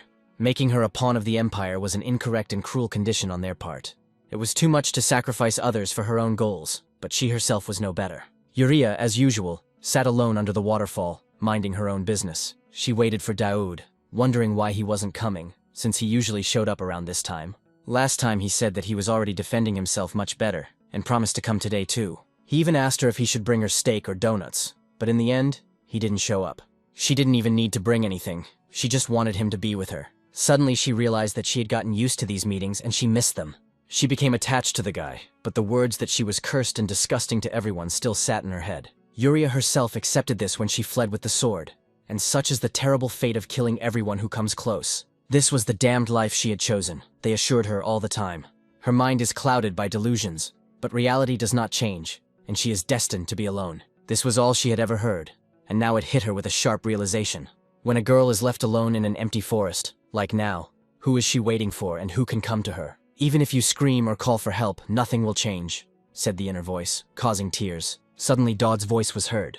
He asked Yuria why she was crying. What happened? The guy with the box of cookies sheepishly explained that he was late because the cookies she liked were out of stock. She was delighted. Everything was not as she had imagined. Our hero was simply late. The system alerted her to a sharp increase in Yuria's interest level, and she hopefully asked if he hated her, if she was repulsive to him. Daud replied in surprise that he had come because he needed her help, but he would have to get out of here. She answered anything, but as usual she threw the sword at him because of her curse. She landed right in the cookie bag, causing it to rip and the treats to spill out. The girl burst into tears and asked for forgiveness through her tears, explaining that she simply could not do otherwise. She swore that she would do anything to keep him from leaving her. She asked him not to go. The guy, running away from the attacks, said that he would be only glad, but for now there is no choice. The test began, where the task was to reach the destination, engaging in fights with other students. Aaliyah, looking around at the strange company, noticed in bewilderment that the situation was too strange. She indignantly asked what kind of fetish and strange inclinations Yuria, who was tied to Daud on a leash, had. Our hero tried to justify himself, admitting that from the outside it smacked of perversion. But in fact, Yuria herself suggested walking this way for safety and convenience. Aaliyah skeptically noted that they apparently have such games. But what about human dignity? The spirit advised to immediately clear up the misunderstanding before it grew into something more. The guy decided to start his speech. He didn't know how it would sound, but she needed to stay close to him. Because Yuri wasn't allowed to be touched, Aaliyah snorted, which she didn't really want to do, and he assured her that it was purely for safety reasons. There were circumstances that required him to keep his distance from her, the girl understood, but warned him not to think about putting a collar on her. Afterwards, she suggested that they should start already if no one else was waiting, and they went. Aaliyah asked what Yuria could do, but the guy again asked her not to come closer. At this time, Talion asked his team if everyone was safe. They couldn't cope with the savage. If it weren't for him, even barrier magic wouldn't have saved them from being knocked out. The psychopath looked like she was truly ready to kill. A group of disgruntled students discussed why they didn't start with someone easier, at least with Daud. One of them suggested taking down this rogue while there was still a chance, but Talion refused. The guy was surprised why his friend was so upset, because Daud used to irritate him, but now he didn't. He explained that he simply took a new look, because the world is full of strong people, Lilu said in the meantime, and there are even more weaklings. She wondered how it was that no one was pulling a fight with her. It made her angry. She would like to fight, to stand to the death, continuing to kick the head of the defeated one. She couldn't feel it at all, and was surprised that the place was still standing at all. But her level was obviously too high for all the Imperials, which only our hero knew. While she was thinking, Eleanor attacked her, hoping to defeat Lila. She was only glad for a new battle, but she wondered who this girl was. This time the battle even began more intensely than all the previous ones against Eleanor. "But isn't that a bit much for a transfer student to show off?" Tristan said. But this was exactly what Lilu wanted to hear, and rage and joy awakened in her. Finally, someone worthwhile. But the president came to say that excessive violence is unacceptable. He cannot pass by. She asked Garuda to try to control herself, but she did not agree. Eleanor said that if this were a real battlefield, she would already be lying there with a broken head. Now she would get off with just a warning. But Lilu objected that for her this was a battlefield. She shouted that since she had drawn her sword, she should be ready to shed blood. Garuda noted with disdain that the imperial rats were all the same in the end. Even in their own tribe there were some like that. Their loved ones are taken away from them, and all they can do is whine and do nothing. And when she sees people like that, it infuriates her. It was said in vain. Eleanor was surrounded by a red aura. She was furious. When Lilu saw this, she remembered her father's words that her tribe was not the whole world. And the stronger she becomes, the wider and more powerfully the world around her opens up. Garuda realized that he was right. The world was damn big, and this inspired her. She realized that she was facing a very worthy opponent, and that was exactly what she wanted. As the girl flew to attack her, Tristan stood there, remaining calm. She only used the forced teleportation skill without intending to fight. The girl who was already at her face began to quickly dissolve into thin air. Lilu herself didn't even understand what was happening and how it happened. But everything worked out as the president planned, and there was no attack or battle. Lilu found herself in some room, hitting the floor painfully after teleporting. She winced in pain and began to look around the place she found herself in. Everyone who had flown out gathered here. The girl was indignant. She simply fought back. So that's how Madam President plays, Lilu noted with annoyance. Well, never mind. It wasn't a matter of skill difference. Eleanor was higher level from the start. But why did she suddenly show murderous intent? Garuda wondered what she was hiding. She was at a loss to guess whether it was because of her words about the Imperials lacking determination. The system notified that Dodd had attracted Lilu's attention. He didn't understand how, because they hadn't seen each other since that day. Eleanor succumbed to the influence, revealing the divine possession of wrath. The guy exclaimed in shock, "What the hell?" And Aaliyah, noticing his muttering, asked if he was talking to himself. At this time, their opponents were defeated one by Uriah, without a chance of victory. Aaliyah asked Daoud to stop for a second to clear up the misunderstanding. After all, the other students shouted at her that they would save her from the swindler, but the guy refused. He was too busy taming Uriah, as her powers needed to be controlled. He himself must deal with the stigma of being a fraud, because Aaliyah's obsessed fans will not give him a break. Crixanax was just wondering if this was an exam or just a crazy dream. Everything was too strange. Suddenly, another fan of Aaliyah appeared in front of them, on his monster carrier, who solemnly declared that from the first day at the academy, he was enchanted by the beauty and strength of Aaliyah. Our hero asked the girl in bewilderment where she got so many fans. And the fan continued. He swore on his title as a top 10 rookie that he would save her from the pervert. He promised to save the girl and then treat her to dinner at the Eye of Twilight, to which she replied that the student council president had smashed everything there. Aaliyah firmly told the fan that no one was holding her back by force, and that this guy was not a scammer at all. She got into a position ready to engage this guy, which he didn't expect. The guy said he wasn't going to fight her, but that was the nightly department. So now was a great chance to level up his skills, Dodd called Calivan. He reluctantly asked why he needed to get up, and our hero asked for help. The guard replied that he had no idea what was going on, but it looked so-so and didn't interest him. A cry was heard from the newly arrived students, who also wanted to save the girl. The system detected a threat, activating desperate survival at rank A. Dodd didn't understand why Calivan didn't come out, to which he replied that it was just a childish squabble. Who does the guy even think he is? He is a keeper, but our hero asked if he really thinks so. After all, by the way, a stalker had his eye on his sister, and these words worked. He was furious, came out and asked where this stalker was who was stalking her. Immediately after its release, the useful skill Mindspace was activated. The buffs were split between nearby allies, and the desperate survival of rank A was shared among everyone. Our hero was glad that he was able to awaken anger in him and use it as he wanted. But Elia didn't care what was happening. About the refusal to fight. She had already attacked. The fan tried to stop her, warning her about a stone golem that she could break her sword on. But there was no stopping her. She shouted that fans like him could go to hell. And contrary to expectations, the girl broke not the sword, but that very stone golem, which of course caused shock to everyone around and joy to Uriah, who was watching this. Our hero was already confident in Crixanax, but he noticed that now it was creepy. Elijah, having finished with the monster, looked at this and, surprised, asked how this happened. Dodd was also impressed, but he knew that there was one downside to this skill. It burns away his meager divine powers, so that his efforts are almost in vain. The buff would last for a couple of attacks at most, so I had to act quickly. The students shouted that even if Aaliyah was a candidate for heroism, they would not allow such perversion to be defended. But they didn't know that there was Uriah, who wouldn't let anyone near her, and therefore, Dodd. So they didn't even have time to attack before she blew them to smithereens. Some only managed to put up a sword in defense, but this still did not save them. After the blow, the girl quietly apologized and said that she had hit him lightly. Elia said that although she is not a hero, those who do not even try to listen are no better. So she started the fight with the remaining people, using the Vortex Guardian. The whirlwind instantly lifted the opponents into the air and it looked terrifying. Our hero thought that maybe this was too much. It's good that his stats were F rank. Elijah's brother was surprised to see this, not understanding whether his sister had always been so strong. Their group won, no one was injured, and their skill proficiency improved. However, there is no need to worry about the girls. There is only one question left. Where did his mask go? Elia chuckled as she saw the guy was back at it. This whole fight was unusual. But, fortunately, it turned out that being on the team with him was more fun than the girl expected. It was getting on for 9 o'clock, and they finished the exam with an excellent result. It was a solid result for a first year, and everyone agreed they worked well together. But it wasn't about them, Trisha noted. Second place was taken by one person who collected 15 pendants, and one of the teams noted that they needed 5 more and they would catch up. Everyone was shocked when they found out that all the pendants were collected by one person. How is this possible alone?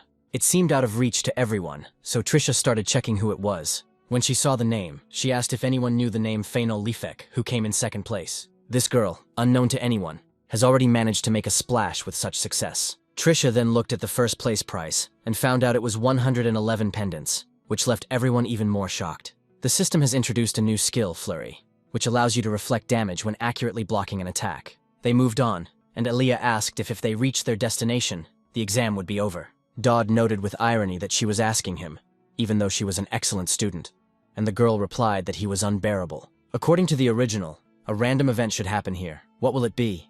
A monster worse than the last one or something else? Suddenly a horrifying picture appeared before them, and Elia exclaimed that even for an exam this was too much. Yuria's face changed dramatically, because she saw who was in front of them. The girl sitting in front of them was her sister, whom she had not seen for a long time. It was clear that she was not in the best condition. The veins on her arms and legs were visible. The system issued the main task of the second chapter, to stop the rampaging bearer of the Curse of Weakness. The target for protection was Lucian and Yuria Greyhauncher. Something was clearly wrong here. Aaliyah realized that this girl was feeding the entire valley with her divine powers. The blessing in the necklaces and even teleportation were powered from here.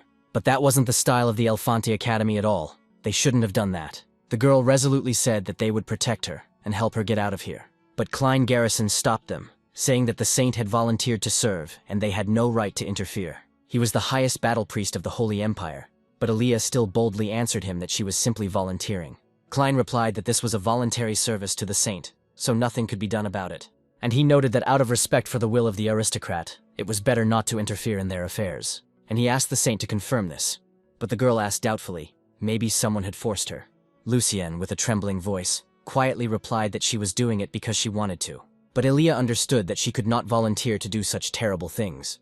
The priest immediately accused her of questioning the saint's words. He said that this was tantamount to an insult to the will of the entire Holy Empire, and the hero candidate should understand this. But the girl replied that she was not insulting, but only wanted to save the one who was suffering.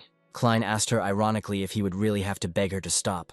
Daoud did not at all expect that this is how he would meet Saint Lucien. The Holy Empire was one of the 3 dominant powers on the continent, and its top brass had gone completely crazy, doing whatever they could. Especially the High Priest, who was interested in demons no less than the Rector, and the Saint, the most valuable asset of the Holy Empire and a toy in the hands of the High Priest. Yuria and Lucien were just tools for him for the greater good, as they themselves believed. Circumstances forced Yuri to rage, but fighting with the furious vessel was tantamount to death. So Dodd started talking about how they were people first and foremost, so the girl needed a break. But the priest replied that she must remain there until the second and third arrived. If anyone is wondering why they acted so quickly, it's probably because of Eleanor. The monster attack incident had caught their attention, and the purification incident had finally convinced them that she was somehow involved. If on top of all this, Yuria also goes on a rampage, the High Priest will begin to interfere in Elfanti's affairs. Although Yuria had already understood everything, then what choice were we talking about? Our hero thought about. Klein asked what it was, looking at the abandoned object. Apparently there were no such traditions in the Holy Empire. And they challenged someone to a duel. They told him and called him a crazy psycho. Aaliyah was surprised by what kind of duel it was. But the guy had already made up his mind and was not going to back down. The priest asked why he should agree, but our hero insisted on fighting. Dodd asked Elia to help the saint get to the infirmary, realizing that one more step and it would result in a global conflict. He threatened to tell everything they had done here with the saint, and the enemy asked with disdain who he was, a simple disciple. Klein stated that he had a high rank and could not engage in a duel with just anyone. But the guy managed to notice his readiness, so he asked ironically why he should draw his sword then. Our hero pointed to Aaliyah, noting that she was a candidate for heroism, and why he was wary of him in particular. To resolve the situation, you have to hit hard, and Dodd drew his sword, setting an example. His opponent decided that for such a rude person, a parting word wouldn't hurt. He had already raised his sword to attack, while our hero only managed to draw his own. But this was enough for him to fight back and deliver an excellent blow. This was clearly not what the opponent was expecting, and Daoud had already activated the flurry, which gave him the advantage. Klein was taken by surprise and was not prepared to defend himself, so the force threw him aside.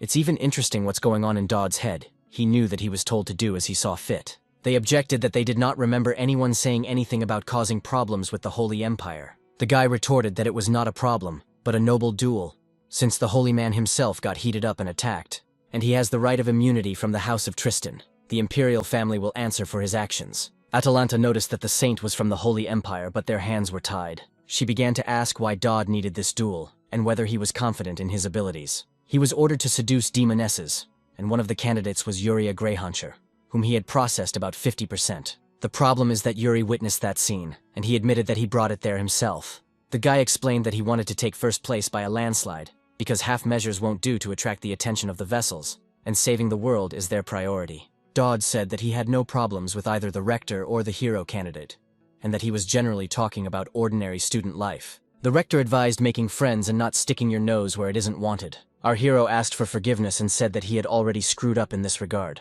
Since the report of the duel has already reached the Holy Empire, the High Priest can intervene personally. Dauda was warned that, although she didn't know his plans, this guy was dangerous, and it was better to think twice. At this time, Lucienne was sitting in the room, calmly smoking a cigarette after these events. She exhaled smoke and was clearly lost in her thoughts, but the experience was not a pleasant one. Suddenly there was a knock on the door, tearing her out of her thoughts and frightening her a little with the unexpectedness. She put out her still unfinished cigarette and allowed him to enter the room.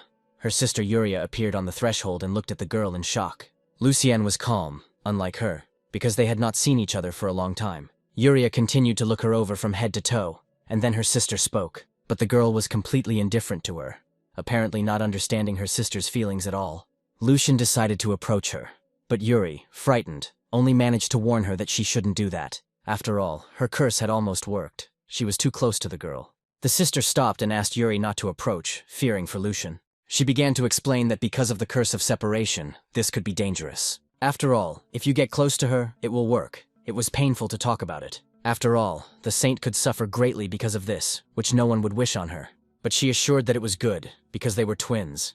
At that moment she was holding a chain with a sword in her hands. A duel began with clear rules. Lethal blows were prohibited, and if anyone received serious damage, the duel would end immediately. Dodd understood that in order to delay Yuria's demonization, Lucian had to stay alive. Otherwise, the obsession and curse will consume her mind and she will go mad. Therefore, a duel was inevitable, because the Holy Empire would continue to persecute the saint. The guy had to stop it with this duel, and they had to achieve it. For now, the guy was relatively confident in his plan and his abilities, but he understood that more than once, everything had not gone according to plan.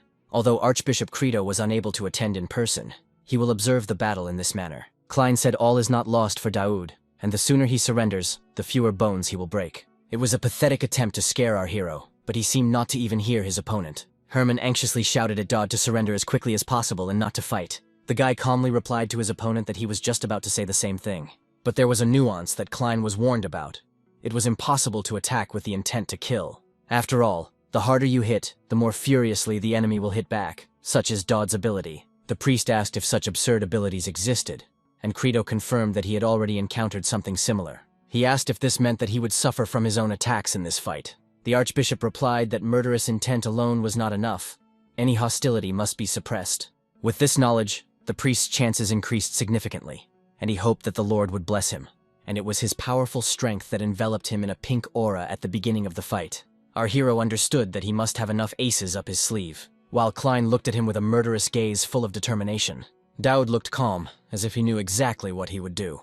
The enemy wanted to teach this arrogant aristocrat a lesson, so that he would know his place. Klein rushed into battle, his eyes blackened and his stance showing determination to win. The system activated the skill transfer, and our hero gained access to the divine spirit of wrath from Eleanor. In such a situation, knowledge of his other skill would not help the enemy in any way. Therefore, the determination in the priest's eyes was replaced by surprise and fear. Time seemed to stand still. Daoud could see all his opponent's movements, which gave him an advantage. The seal of the fallen heavens reacted to the skill transferred to our hero. So the guy was able to take the best position to parry the first blow. He used all his strength, striking at Klein's sword while time was stopped. Afterwards, he returned to reality, and there was a loud explosion in the arena. The recoil from it even raised the wind, and surprised all the spectators like never before. Credo, who was watching the fight, seemed to have no change in his expression. He simply kept his smile. Now our hero really began to look dangerous, his eyes red with anger. Unlike his opponent, who now looked scared, Klein simply couldn't expect such power from an ordinary student who didn't even look strong. Demonic energy flowed towards the seal of fallen heaven, increasing its power. A crack appeared in the sky, and then a hole emitting black and red energy. It was Eleanor's demon that had appeared now, looking insanely terrifying. Daoud had not planned for such a turn of events, so he even cried out in fear. When Eleanor transforms, everything around him freezes, and he holds on only by his divine power. The priest did not understand what it was, but he felt terrible pressure from her appearance. The demon hung upside down above the guys and asked the guy why he was fighting again. She said that it would be better if he stayed away, then he would get hurt less. After all, she was saddened by the fact that he was suffering. But Daoud could not utter a word. But since everything has already turned out exactly this way, she will repay him and help him with the fight. A multitude of blows fell upon the priest in an instant, due to Eleanor's demon. He knew something was wrong here, even if it was just for a moment, but there was definitely something there. Klein couldn't believe that this little guy could block his attacks. Dodd reminded that everything can be used as long as it doesn't kill. Such are the conditions. Our hero threw his sword and struck his opponent in the face with all his might. Of course, it was simply the demonic force of the blow, because the guy's eyes turned black. Therefore, the priest not only immediately began to bleed, but also flew back from the blow. The guy just sent him to the heavens with his blow, something that was rarely seen.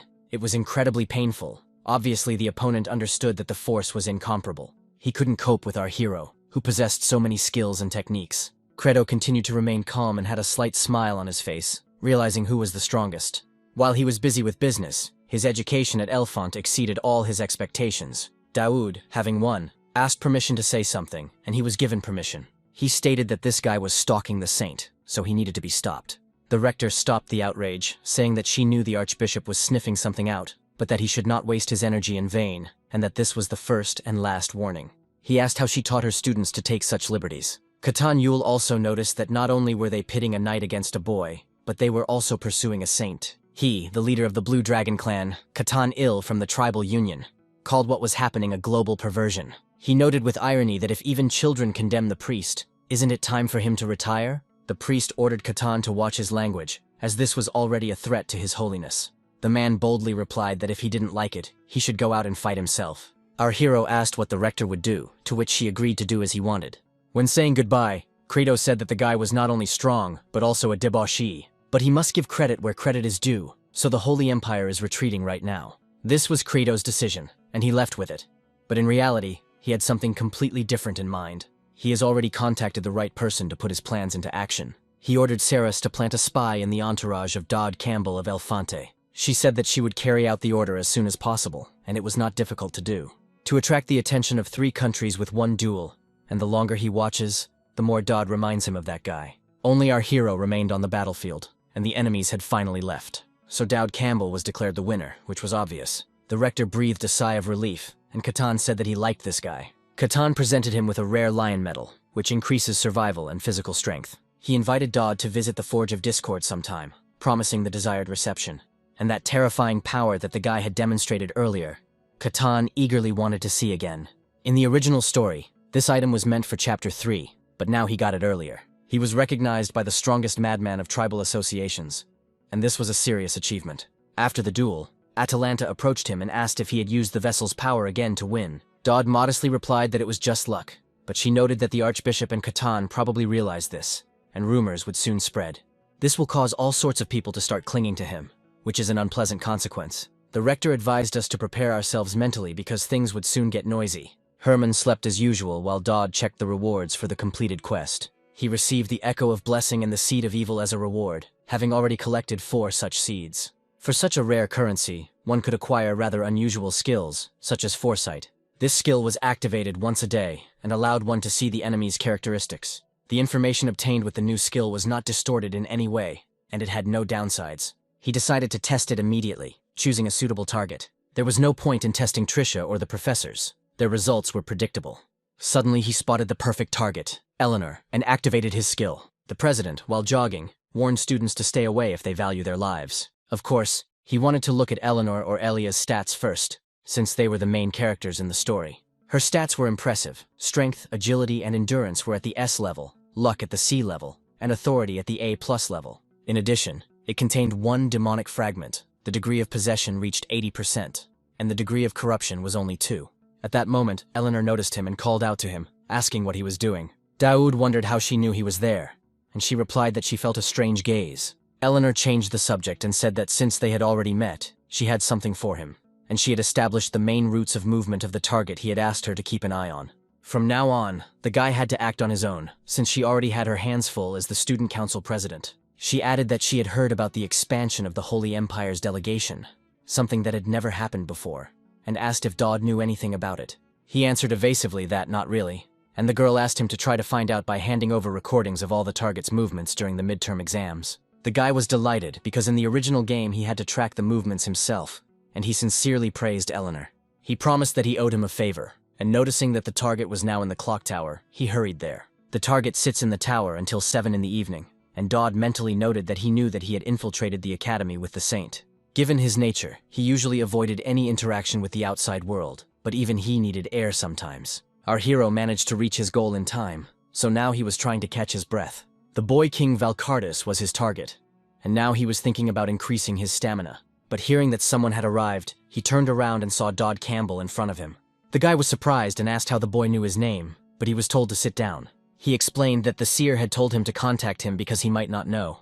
The boy had been waiting here for several days already, because he was not in a position to look for Daud himself. In the original, the seer was a simple demon worshipper and never interfered in what was happening in this way. Valkardus relayed the seer's words that the boy would become the most serious obstacle to their goal, so the boy demanded to know if he would really stand in his way. Our hero realized that the seer already knew who he was and what he did, and was giving orders, even though they had never even met. The guy suspected that he had the same method as himself, which was scary. Valkardus was surrounded by a dark, ominous energy. He was clearly not an ordinary person.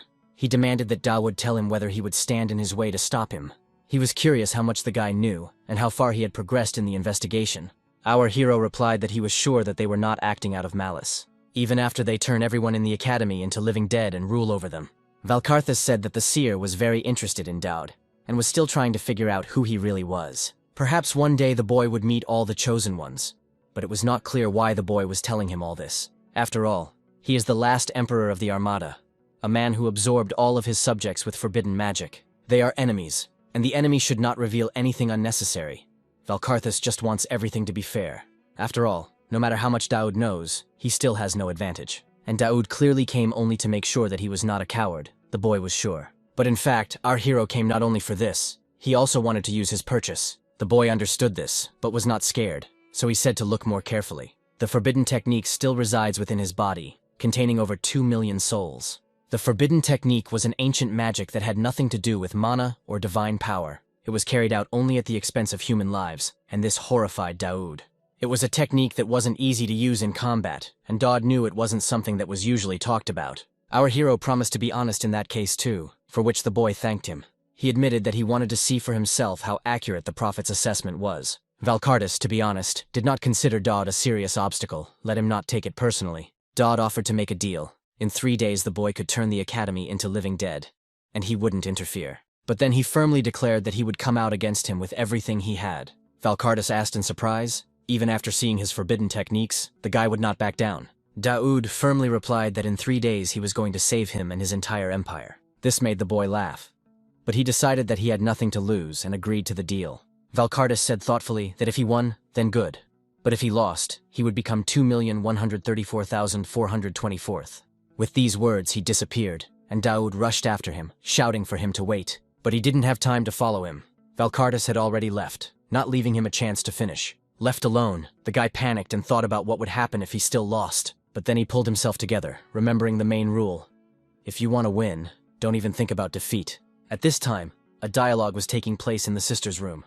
First, Lucian asked if Yuria had changed her clothes, after which she remembered that the girl was answering with test bubbles and asked if she liked the outfit. The sister replied that she had never worn anything like this before and felt a little awkward. Lucienne, who was watching this, told her sister to take whatever she wanted. After all, considering how much she had endured, acting as her shield charm, it was the least she could do for her. Yuria accepted the offer with gratitude, and her sister asked her to relax for at least a minute while she was nearby. Lucian thought her sister's heart would stop because of the curse of the rupture, and she was glad, of the two of them, she was the one who was rotting from the inside. After which she turned her attention to the girl in the collar and asked what she was doing. Yuria explained that it was a gift from Mr. Dodd. He told her to always wear it if she wanted them to continue seeing each other. Otherwise, he would stop coming to her. So she decided to try it on to see if it suited her or not. The girl explained that she did not consider his gift more valuable than her sister's. It was simply the circumstances. She didn't want Lucienne to misunderstand her, so her sister lit a cigarette. But her anger was not because of the gift, but because of how this situation looked from the outside. So she asked in a very angry voice where this blasphemer was now. Daoud tried to explain that it was a misunderstanding, and acknowledged that it might seem strange. But the leash was needed to maintain distance from the curse of separation. He just happened to be there when they had no time to think. Lucian said that Yuria was her sister, and they were reunited after a long separation. Our hero knew this and immediately said so. But for the girl, this was the problem. Because this is little-known information, and it was unclear how Dodd could know about it. At first, Lucienne was angry about the collar. But after listening to him, she realized that he was much more suspicious than he seemed. How could a man from a backwater barony know about his relationship with Yuri? And how did he manage to defeat the Holy Knight in close combat? The guy chuckled to himself, of course, from his experience playing the original. But he couldn't voice it. That's why he said that he couldn't tell everyone about everything. It was the rector's order. He assured her that there was nothing to worry about. He was on her side, and, of course, on Yuria's side. The girl accepted this answer for now. But first, she decided to believe him. After all, he fought for her, helped her escape from the clutches of the bishop, and helps his sister. But that's not enough. Even if he's not ready to reveal his identity, she needs to know what he's up to, and how informed he is. She needs more information. For the bishop's plan, the two sisters were key figures, the homunculus project. Saint Lucienne did not receive the title at birth. She was created, assembled from various materials. Her divine power is artificial, and Yuria feeds and strengthens it. All this is for the sake of paradise, conceived by the bishop, where he will judge and rule. But everything went awry after Yuria's escape. The pontiff will not stop. He has only temporarily retreated while they are here, and this short moment of calm must be used. Lucian, shocked, asked who he was seriously, and the system reminded her of the main task with the boy king. There were 3 days left before the Academy's transformation, and the girl showed Dodd the heart of the star, the divine device that powered the protective barrier. She used her saint status to remember him and asked if the guy really thought it would help. Dodd confirmed this, but asked a counter-question. She criticized him for dragging a man around on a leash and asked how she was actually better. Lucienne protested, explaining that she could not ignore the curse of separation. If he pretends to accompany his sister to an exorcism, he will not arouse suspicion. The boy agreed that this was fair, but noted that students rarely visited the sanctuary and asked Yuria to remove her hood.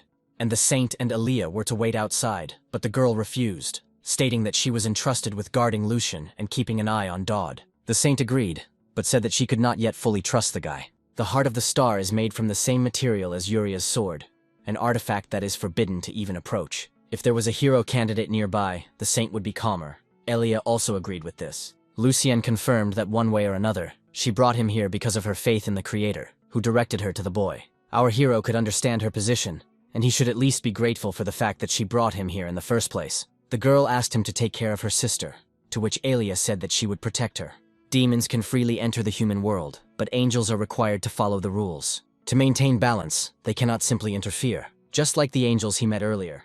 But for the heroine, everything is different. The saint, leaving Yuria, asked if she would be able to protect herself if something went wrong. The hero had the purest and strongest heart among people, through which angels could influence this world. That's why Lucian trusted Elia implicitly, even though she was still just a candidate. The girl felt a huge responsibility, realizing that great hopes were placed on her, and promised Yuria to protect her. She was determined to prevent any accidents and was confident in herself. Meanwhile, Dodd was already attacking the star's heart with his sword, confident that it would be easy. But his blow left only a small scratch on this most durable material. The boys looked at this picture with bewilderment, but apparently a moment later they saw something else. The saint, having left them, stood on the street and lit another cigarette.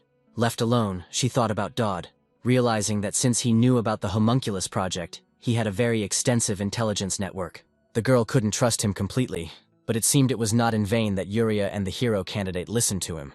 An angel with golden hair and eyes appeared in front of the boys. She looked serious. And our hero, even though he had planned this meeting, was still a little shocked that it worked. He wasn't the only one who was shocked. Elia cried out in surprise that there was an angel in front of them. Yuria, as usual, remained silently surprised by what was happening. The system notified that the angel was rank A 1101. Our hero did not expect that a high-ranking one would appear. He thought that some middle manager or something like that would come. Like that guy he met the last time he saw angels. While he was thinking, the angel flying above them said that she understood him.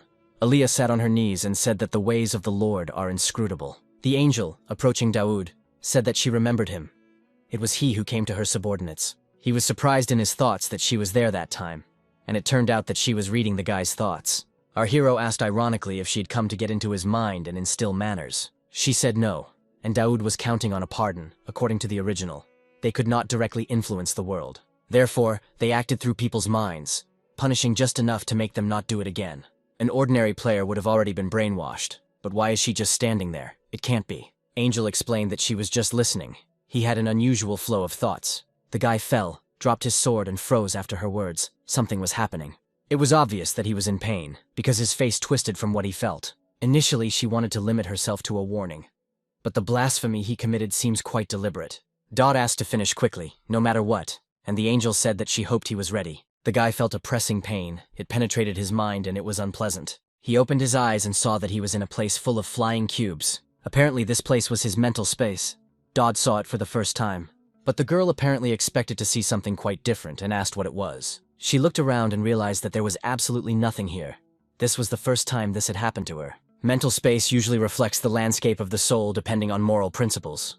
The angel wondered if he was neither good nor bad, and if she had made a mistake in taking on this case. She simply had to send her subordinates on how to instruct such a person, because she didn't even know that such people existed. The fact that his mental space was formed like this means that there is a hole in his soul, and this is exactly what he was looking for. While they were there, in real life his body looked lifeless, just lying on the floor. As soon as a space connected to his soul appears, one person is overcome by madness. The space of the mind began to change. Everything around Dodd and the girl darkened.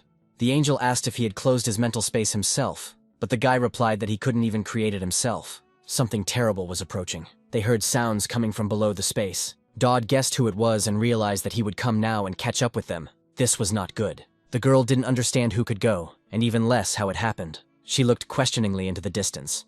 Everything was not going as usual with this guy. The angel thought it was strange that she couldn't see anything, and at the same moment she felt someone behind her. Dodd's shirt was torn, revealing his demon mark on his chest. Evil had come.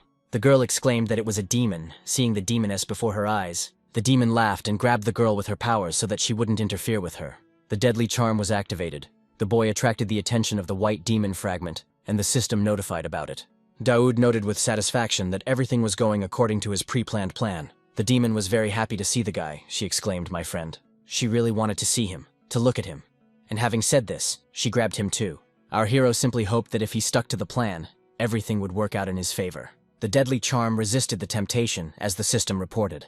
The girl said with a smile that she wanted to get the guy and stuck out her long, sharp tongue. She began to climb on top of him, getting closer and closer and asking if he wanted the same. The demon approached his face and began to lick it. Dodd knew that if he gave in, his soul would immediately fly away into slavery. The angel managed to escape from the shackles, so she grabbed the girl and shouted that it was enough. She began to drag the demoness away from the guy, saving him, just as he had expected. But still, this wasn't some low-grade succubus, so it was surprising that the angel managed to do it. But it was too early to rejoice. The demon got angry, shouting for them not to disturb her. She really didn't like that someone interfered in her affairs, so she attacked the girl. The angel stood ready to confront her. She hoped that she had enough strength to cope, so when the demoness came closer, she hit her in the face with her fist even harder. It seemed that she would be able to stop the attack, because the blow was really strong. But it turned out that everything was not so simple, because the opponent was not weak. One blow from her threw the angel into the distance, but apparently the girl couldn't cope so easily. Angel only just managed to open her eyes, recovering from the pain and understanding of her opponent's strength. The demon was already flying towards her with renewed vigor, intending to finish off the angel who had stopped her. An explosion rang out on the battlefield, and the boy realized that it was definitely time for him to intervene. In life, his body suffered from an internal struggle, and blood began to flow from Dodd's mouth. Our hero warned that if the demon harmed the girl, he would not let it go unnoticed. The demoness needs him. The guy asked if she could hear him at all, trying to stop the fight. The angel repeated again that the man should sit still, thinking that he would not be able to help. But Dodd didn't listen. He demanded that the girl be released, promising that they would talk later. He threateningly asked if the demon understood him, because they would still meet again. His words still got to the demoness, so she stopped and asked if he swears. The guy swore, realizing that even if he hadn't done it, it would have happened anyway. The angel, again shackled, watched what was happening without interfering. Dodd warned that if she carried out her plan, he would immediately jump down. He asked if someone died in the mind space, where would their soul go? The demon laughed at this. She asked the guy what was threatening her, he confirmed. She even liked it and asked for more, but the guy said that it was time for her to leave. The demon reminded him of the oath, saying that it would be better for the guy to keep it. She started to leave and warned that a little later she would definitely come for the guy's soul. Daoud breathed a sigh of relief, noting that everything had gone exactly as in the original, and now this angel was in his debt. Remembering that the girl could read his thoughts, he asked with a smile if that was true. She looked at the guy with displeasure and asked what he wanted from her. Coming out of the mental space, Dodd handed Lucian an ingot of star iron, and she wondered if it was the angel himself who had given it to her. It can be used to create an item that weakens the curse of separation. Star iron not only enhanced divine power, but also possessed almost indestructible strength. It could only be damaged by the same iron or pandemonium metal. Elia thought about this strange curse of the saint's younger sister, for which she even had to turn to the angels. Our hero said that this is not the worst thing, because the real battle is still ahead. After these words, the girl asked Dodd if he was not telling her something. The system reminded that there was one day left before the Boy King's attack on the academy. Elia insisted on telling everything so that they could properly prepare for the battle.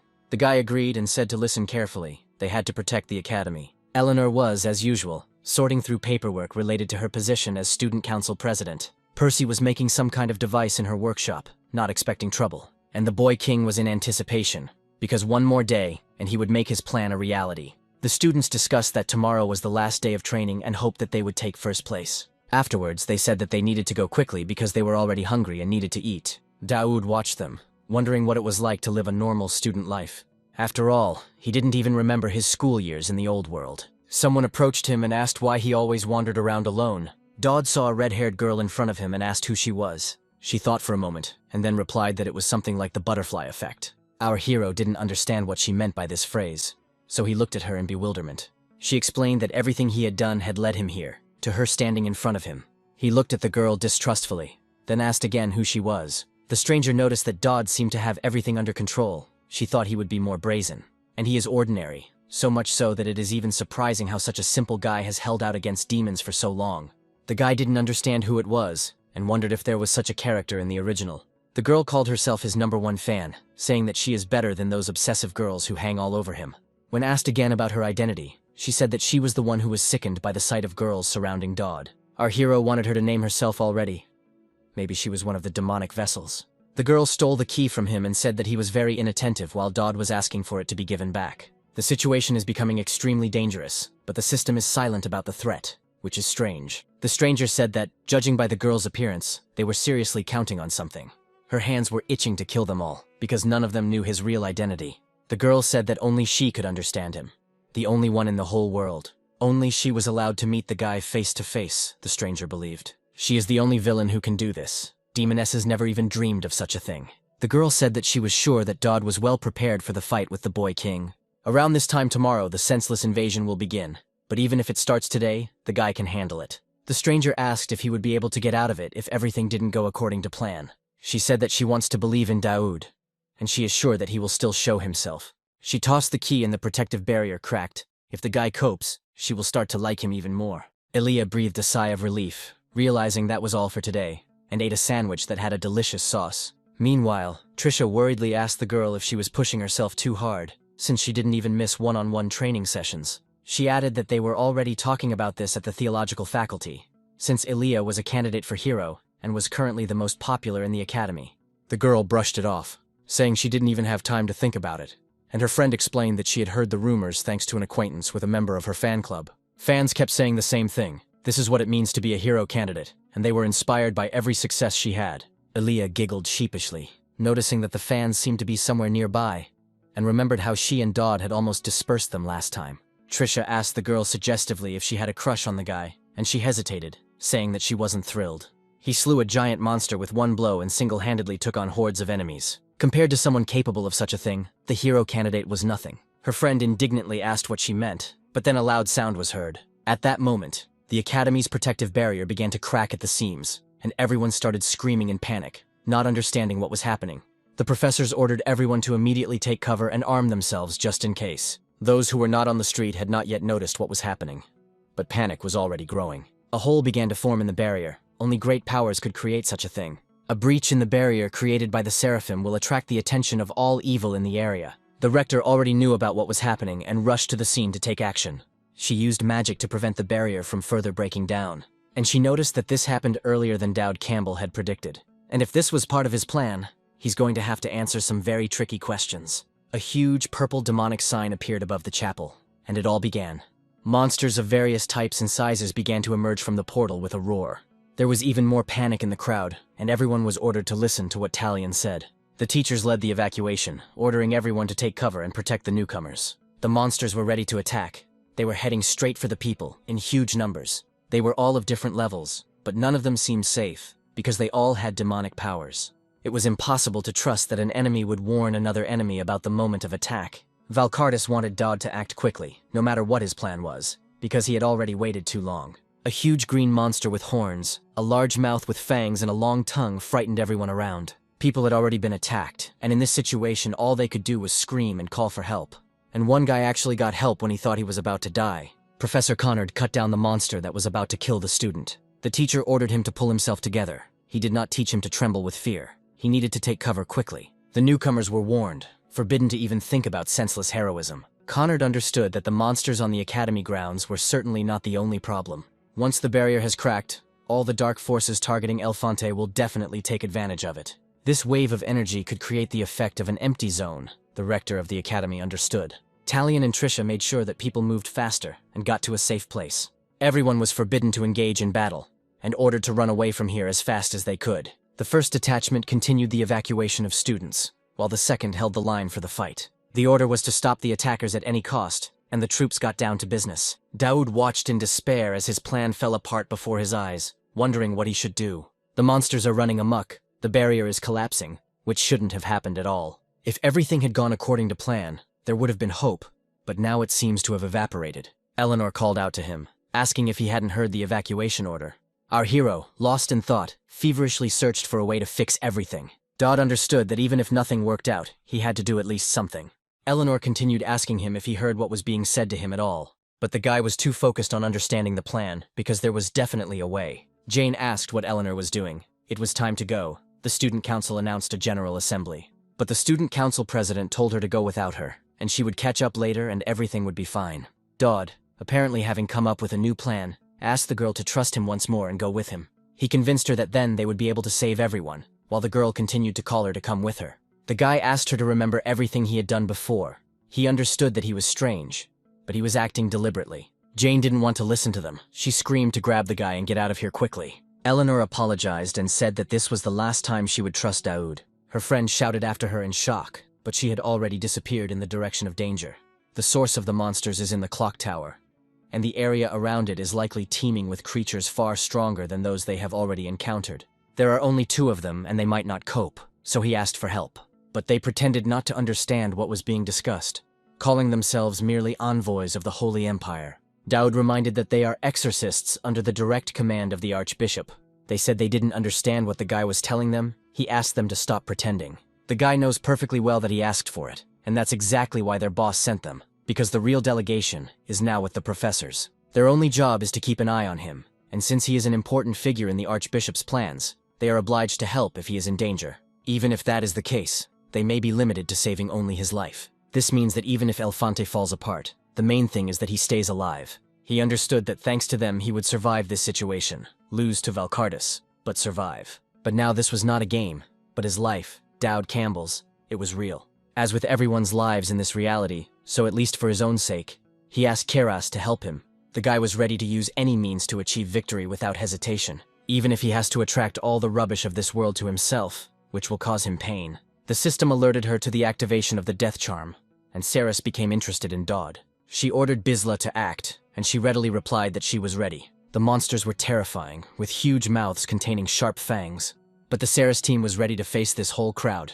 They were well trained. The girl said thoughtfully that she didn't know what Dodd knew about her and how he understood, but the explanations would have to be postponed for later. Bisla was clearly a good fighter. She took out her magical weapon and was ready to fight back. Saris was glad, because Dodd Campbell would have to answer for his words. The girls' team entered the fray, and it must be said that they did an excellent job. Even Eleanor noticed that they had incredible strength and used different techniques. The guy hurried the president, reminding him that there was no time and that he needed to move faster. "You need to get to the clock tower as quickly as possible, where the enemy is waiting on the roof." Eleanor asked if she was waiting on purpose, but added that if Dodd was going to make up excuses again, she didn't have to try. After all, in her opinion, since their meeting there had not been a single sincere word from him. But the girl knew that there was a good reason behind such behavior, so she went with him. She asked not to bother with excuses and just focus on the matter at hand. DeWood thanked her for her understanding, and Eleanor added that there were definitely a lot of strange sides to him. But I wanted to trust him, because I also felt that he had integrity. Suddenly, a random monster from the original horror outbreak appeared in front of them. A monster with almost infinite regeneration that was impossible to kill. The only way to deal with him is to lure him away from the clock tower. The guy asked the president if she could distract him. She replied that she would finish him off. Our hero was surprised to think that she was seriously going to kill him. It did look like there was a chance, but Daoud knew it would be too difficult. The boy saw an attack from the left and shouted to Eleanor to block it. This helped, a little more, and the girl would have been hurt. This would clearly not have been to their advantage. She was able to cope thanks to the guidance of our hero, and threw him into the distance. The terrifying monster was in such a position for the first time, because it seemed invincible. This gave the president confidence in her abilities, and she became more decisive. So she struck with her sword in anger, thinking that she would now finish off this giant. But this is a monster against which even Tristan's swordsmanship is powerless. Time was short. They had to get to the top of the tower, but they couldn't abandon Eleanor. The president, as if reading his thoughts, ordered the boy to save Elfante, even if she died. He was surprised when he heard such words from the girl. The guy began to understand. Looking at her, he realized that Eleanor's spirit was not broken, unlike the sword. After all, regardless of the tricks of the system, regardless of the plot itself, she alone never showed her weaknesses to anyone and always remained strong. She was destined to be the final boss of this world, and that could not be disputed. Realizing that this could be their last conversation, he asked permission to say something. And what he said played a role for the girl. Dodd knew what she needed to hear. And it was true. Eleanor's face immediately changed, and Dodd had already disappeared. The monster roared and began its attack again, with incredible new powers. But the girl was already stronger than before. Her eyes had turned black, and she had a chance to win. She began to chop at him with her sword, and the monster even seemed frightened by such a rival. It was a demonic force that few could stand against. Blood flew everywhere. Tristan knew that with these powers she could do anything, thanks to Dodd for his important words. The boy king watched from above as the chaos he had caused burned down. He chuckled. Such things were not to be said with such a face, but still, youth was charming. Valkardus noticed that even in such conditions our hero came to become his. If you think about it, they had an argument, and Daoud was going to win the argument. Many demonic symbols began to appear around the boy, and he asked to be allowed to say something. He said he hated demons and those who worshipped them with complete seriousness. Daoud replied that he knew, because it was they who condemned him to thousands of years of suffering. Yet he works with a prophet who craves power, and the boy asked if it was a matter of confidence. In the original, the prophet made a contract with the boy king, taking advantage of his deepest desire. Grant him the death he so desired if Valkarthus destroys the Elfante Academy. This life, in which death is impossible, will be over whether he wants it or not. That miserable life, where the people of the kingdom bind him as if with golden chains, will also end. After much deliberation, the boy king made a decision that changed his destiny. He wondered if it was right to entrust his demon-bound life to a villain. But in the end, he made this difficult decision, because there were few options. Valkarthus decided to ask Daoud if there was a way for him to keep his promise to save him and the kingdom. Our hero firmly replied that, of course, and if there was no way, he would not have suggested it. He warned that Daoud must then understand that he had no choice but to attack. At this point, Aaliyah intervened with a wry comment that she never thought she would say that. But since she's the only one here with experience, she'll let him warn her. She told Yuria to be careful not to bite her tongue. She also asked to lay out all the items that might fall out, but the saint said that she trusted her balance. Aaliyah agreed, noting that there are things you only understand through your own experience. She said that they could begin, but Yuri only had time to ask him to let her prepare mentally. But it was too late. They had already taken off. The girls realized that even with experience, you can never be prepared for something like this. At this point, Valkardus asked the boy to prove that he was more than just a chatterbox. Dodd tried to slow down, the suddenness causing him to frantically recall attack patterns. Tentacles 1, 2, 3, ground pupaw, phase 1 is a piece of cake, thought our hero. he decided to simply repel all of this with the fencing of the Tristan family, and drew his sword. Then the guy realized that it was better to just dodge the attacks, and started running away. Valkartis asked him defiantly if he was going to fight or just run. This was a disappointment to him. He thought that Daoud was not capable of anything at all. Our hero, relying on the instincts of a game veteran, knew he had to keep this thing in combat mode. Daoud saw the monster's head and wondered with surprise if Eleanor had really done it, and he wondered if his brain or heart should explode when he died. And suddenly the explosion actually happened. Tristan emerged victorious, and that made her happy. The only downside was that the guy was hit by the blast wave and fell. Daoud looked up to see Valkarthus, who asked ironically if the fighting spirit had finally awakened. Our hero panicked, shouting that it was too early to transform, but nothing could be done. In this form, he was no longer stoppable. He didn't expect much, but he said that he would remember Daoud's bravery. But suddenly, quite unexpectedly, a sword flew over them, and the guy managed to dodge. Valkartis didn't understand what was happening, who had burst into their battle, because he was already confident of victory. Yuria and Lucian appeared next to him and said that they would deal with these fiends. The saint told Daud that they had come to protect him and arrived just in time. Her sister, with a smile on her face, said that she was very glad that the boy was safe. Aaliyah was here too. It was a real salvation for our hero. He was lucky. The girl said that Daoud was holding up well and asked him if he missed her. The guy mentally exhaled, realizing that they had arrived just in time. Otherwise, he would have had a hard time. He noticed the star iron tiara on Yuri and realized that it had worked. Now she could calmly approach people. Suddenly, new armor and a sword began to magically appear on the girl. That was not all. The curse lifted by wearing the artifact did not disappear completely. It transformed into a powerful offensive buff. Daud knew about this outcome. Now the girl only has a blessing left to protect her.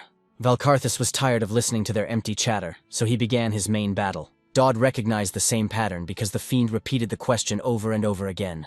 Now our hero looked determined. If everything went according to plan, victory was theirs. Daoud ordered to hold positions, and everyone listened attentively to his instructions. He warned that one mistake and it would be all over for them. They couldn't allow it. At that moment, Yuria turned to her sister Lucienne with a smile, which surprised her. This was the first time they fought shoulder to shoulder, absolutely freely. The guy commanded that the laser would be released now, and ordered Lucian to prepare prayer number 37.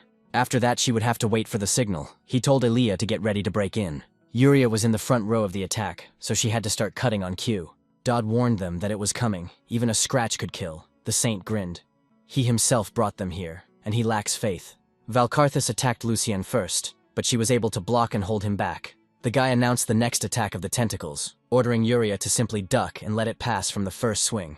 She listened to him, he asked her to fight off the next attacks, and so she did. Everything went smoothly, so there were no problems. Now the girl needed to go back. Daud shouted to Elijah that she would not die and ordered her to break in, to which she asked who had just said that even a scratch would kill. The guy ordered the saint to give Aaliyah an attack buff, and she screamed, demanding the buff. He warned that the lasers were still recharging, and ordered them to simply run. She needed to do what she does best, which is get wet. And the hero candidate didn't let us down. She used high-speed cuts, and it worked. Valkartis didn't understand how this was possible, but it seemed like the guy's team was coping. He knew the saint, but he saw the other two girls for the first time, and they were very strong. Not only were they strong, they fought as one, thanks to our hero's orders. Lucian held him back, Yuria attacked, and in tandem this produced an incredible effect. Daud told Elia that this time they would play for big stakes, and she was ready. She delivered the most deadly blows, this time using an explosive stream. The fiend began to laugh. He said that now the guy had convinced him that he had not been chatting for nothing. Our hero was now confident that victory was theirs. Valkarthus told him to continue and kill him. The gap in the barrier was becoming increasingly difficult to contain. It was expanding with renewed vigor. 10 minutes of intense battle had already passed, and the outcome was near. They had little time. The boys continued. The saint held up quite well. She used her powers successfully. Her sister Yuria also coped well. The new armor really did give her a big advantage. Even if Valkarthus changed his pattern, Daud ordered not to be afraid and to continue hitting, especially Elia. He asked her to prepare one powerful blow. The fiend noted that everything was too predictable. The guy ordered Elia to roll and step back, and Lucian ordered her to give him his best attack buff. He shouted forward, and Yuria was already rushing towards the monster with all her might. She hit him in the head. The sword with chains helped to hook Valkarthus. He did not expect this. The girl gave the chain to her sister Saint Lucienne. It was necessary for their plan. She grabbed the chain tighter, and with an angry look reminded him that she had promised to save him. Everything will be decided right now. It's time for repentance, Valkarthus said the saint, lighting a cigarette. The proof of faith illuminated everything above the chapel with yellow light, and the mark disappeared. Valkarthus began to return to his former form. He screamed as the dark forces came out. Everything around was filled with the yellow light of exorcism. Only around the boy there was dark energy. Everything was under control. The girl stood ready while Lucian held him. The saint screamed in rage, asking when Valkarthus would die, because it was hard to hold on to this energy. He replied that he was not going to die alone, because then he would not be able to protect his kingdom. But these words did not affect Lucian's confidence. Even the chain turned golden in her hands. Everything went according to plan. The sword was thrust into the boy's chest, and the dark energy continued to leave him.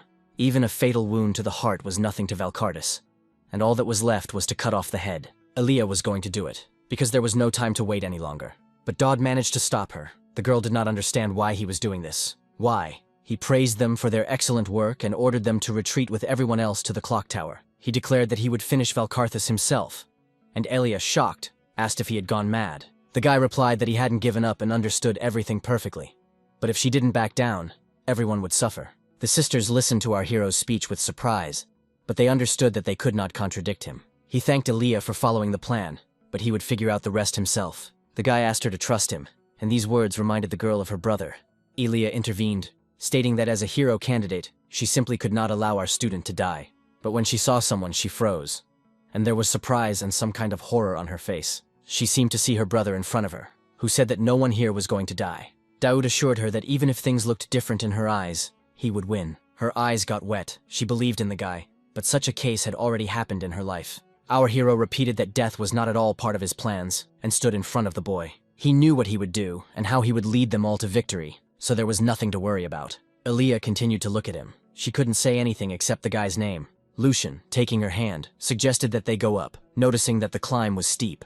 The three girls went down, but the hero candidate kept looking after the guy. Valkarthus's condition for lifting his restrictions was victory in a fair duel, and as things stand, only one man can match him. That man was Dowd Campbell, a weakling with F ratings on all fronts. Dodd completed the connection with the Soulbinder, and the number of evil marks increased by 1. The guy turned to Calivan. He knew what it was like, whether it hurt to die. Elijah's brother remained silent for a moment, considering whether he should answer this question truthfully. Afterwards, I decided to confess, of course it hurts. How could it be otherwise? Dodd smiled and told Calivan not to give him any more advice. The Holy Spirit activation skill worked as our hero planned. Everything was a success. He brought this stone to the guy in order to carry out his plan and free him. Suddenly, absolutely the entire space around our hero turned black, which surprised him. Something was wrong. His eyes widened in shock. He didn't know what to expect. It started to hurt. Purple-yellow lines started to appear around him. He was being affected. He closed his eyes. The pressure was stronger than he could imagine. Blood gushed from his mouth. And the boy took his form and was illuminated by a yellow, blessed glow. Dodd didn't understand why he was in pain, what effect it was having on him now. He extended his hand towards the guy, towards the light, which was exactly what needed to be done. It was all over. The boy became normal. He was in his memories and sat looking at the city in the distance. Everything was ablaze with fire. This was his kingdom, which he so wanted to protect. He watched what was happening with some regret, but nothing could be returned. Beautiful places, gardens, everything was ablaze. These memories cannot be avoided. The boy understood this. Now he had no choice but to be a lonely observer. While he was thinking, someone's voice called out to him, and the boy turned around. It was our hero. Valkarthus recognized him and warned him that he could be consumed and trapped in his memories, and asked if he knew about it. Daoud replied that this was a one-on-one duel, and was he really only thinking about defeat? After all, our hero came to save him and his kingdom, as he promised. Valkarthus admitted that even knowing about all the dangers, Dodd does not retreat. So he admitted our hero won, and the boy thanked him for it. The breach began to close, and the rector was in shock, which meant that Dodd had succeeded. When the guy woke up, he saw Eleanor and was surprised that she was still walking after killing that monster. He immediately asked for forgiveness for his foolishness in wanting to fight the monster himself. She was angry at him, not because he asked her to leave that guy with her, but because it would have been worth taking her to such an important battle. Dodd thought ironically that she was probably jealous, and that this hurt her pride.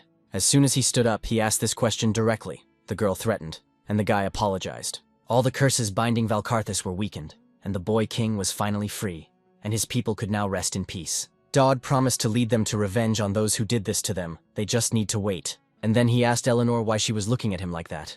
The girl simply smiled in response. He asked her what next. She didn't understand what he was talking about, and he reminded her.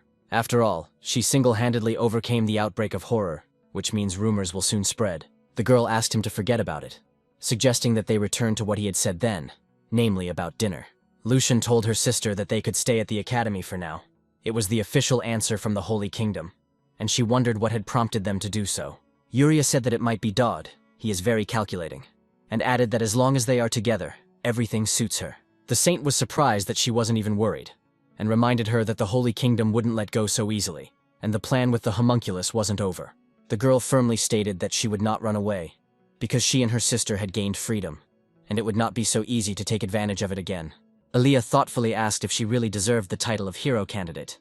Trisha wondered why she was asking the obvious, since she had done so well. The girl remembered Calivan, and wondered if she really should become a hero, because she missed her family, but did not want to revel in revenge. The rector, having met Dodd, warned him that from now on the demon worshippers would not give him a break, and ordered him not to lose his vigilance for a second. The guy replied that he was already used to it, and the girl noticed that he had no time for rest at all, so she declared a vacation to fix the clock tower. The rector said that they would go on vacation together, and Dodd asked again what she had said. Aliyah and Eleanor would go home with him, and she confirmed that if he didn't take them, the world would end. Daoud was horrified by such arguments, but he could do nothing about it.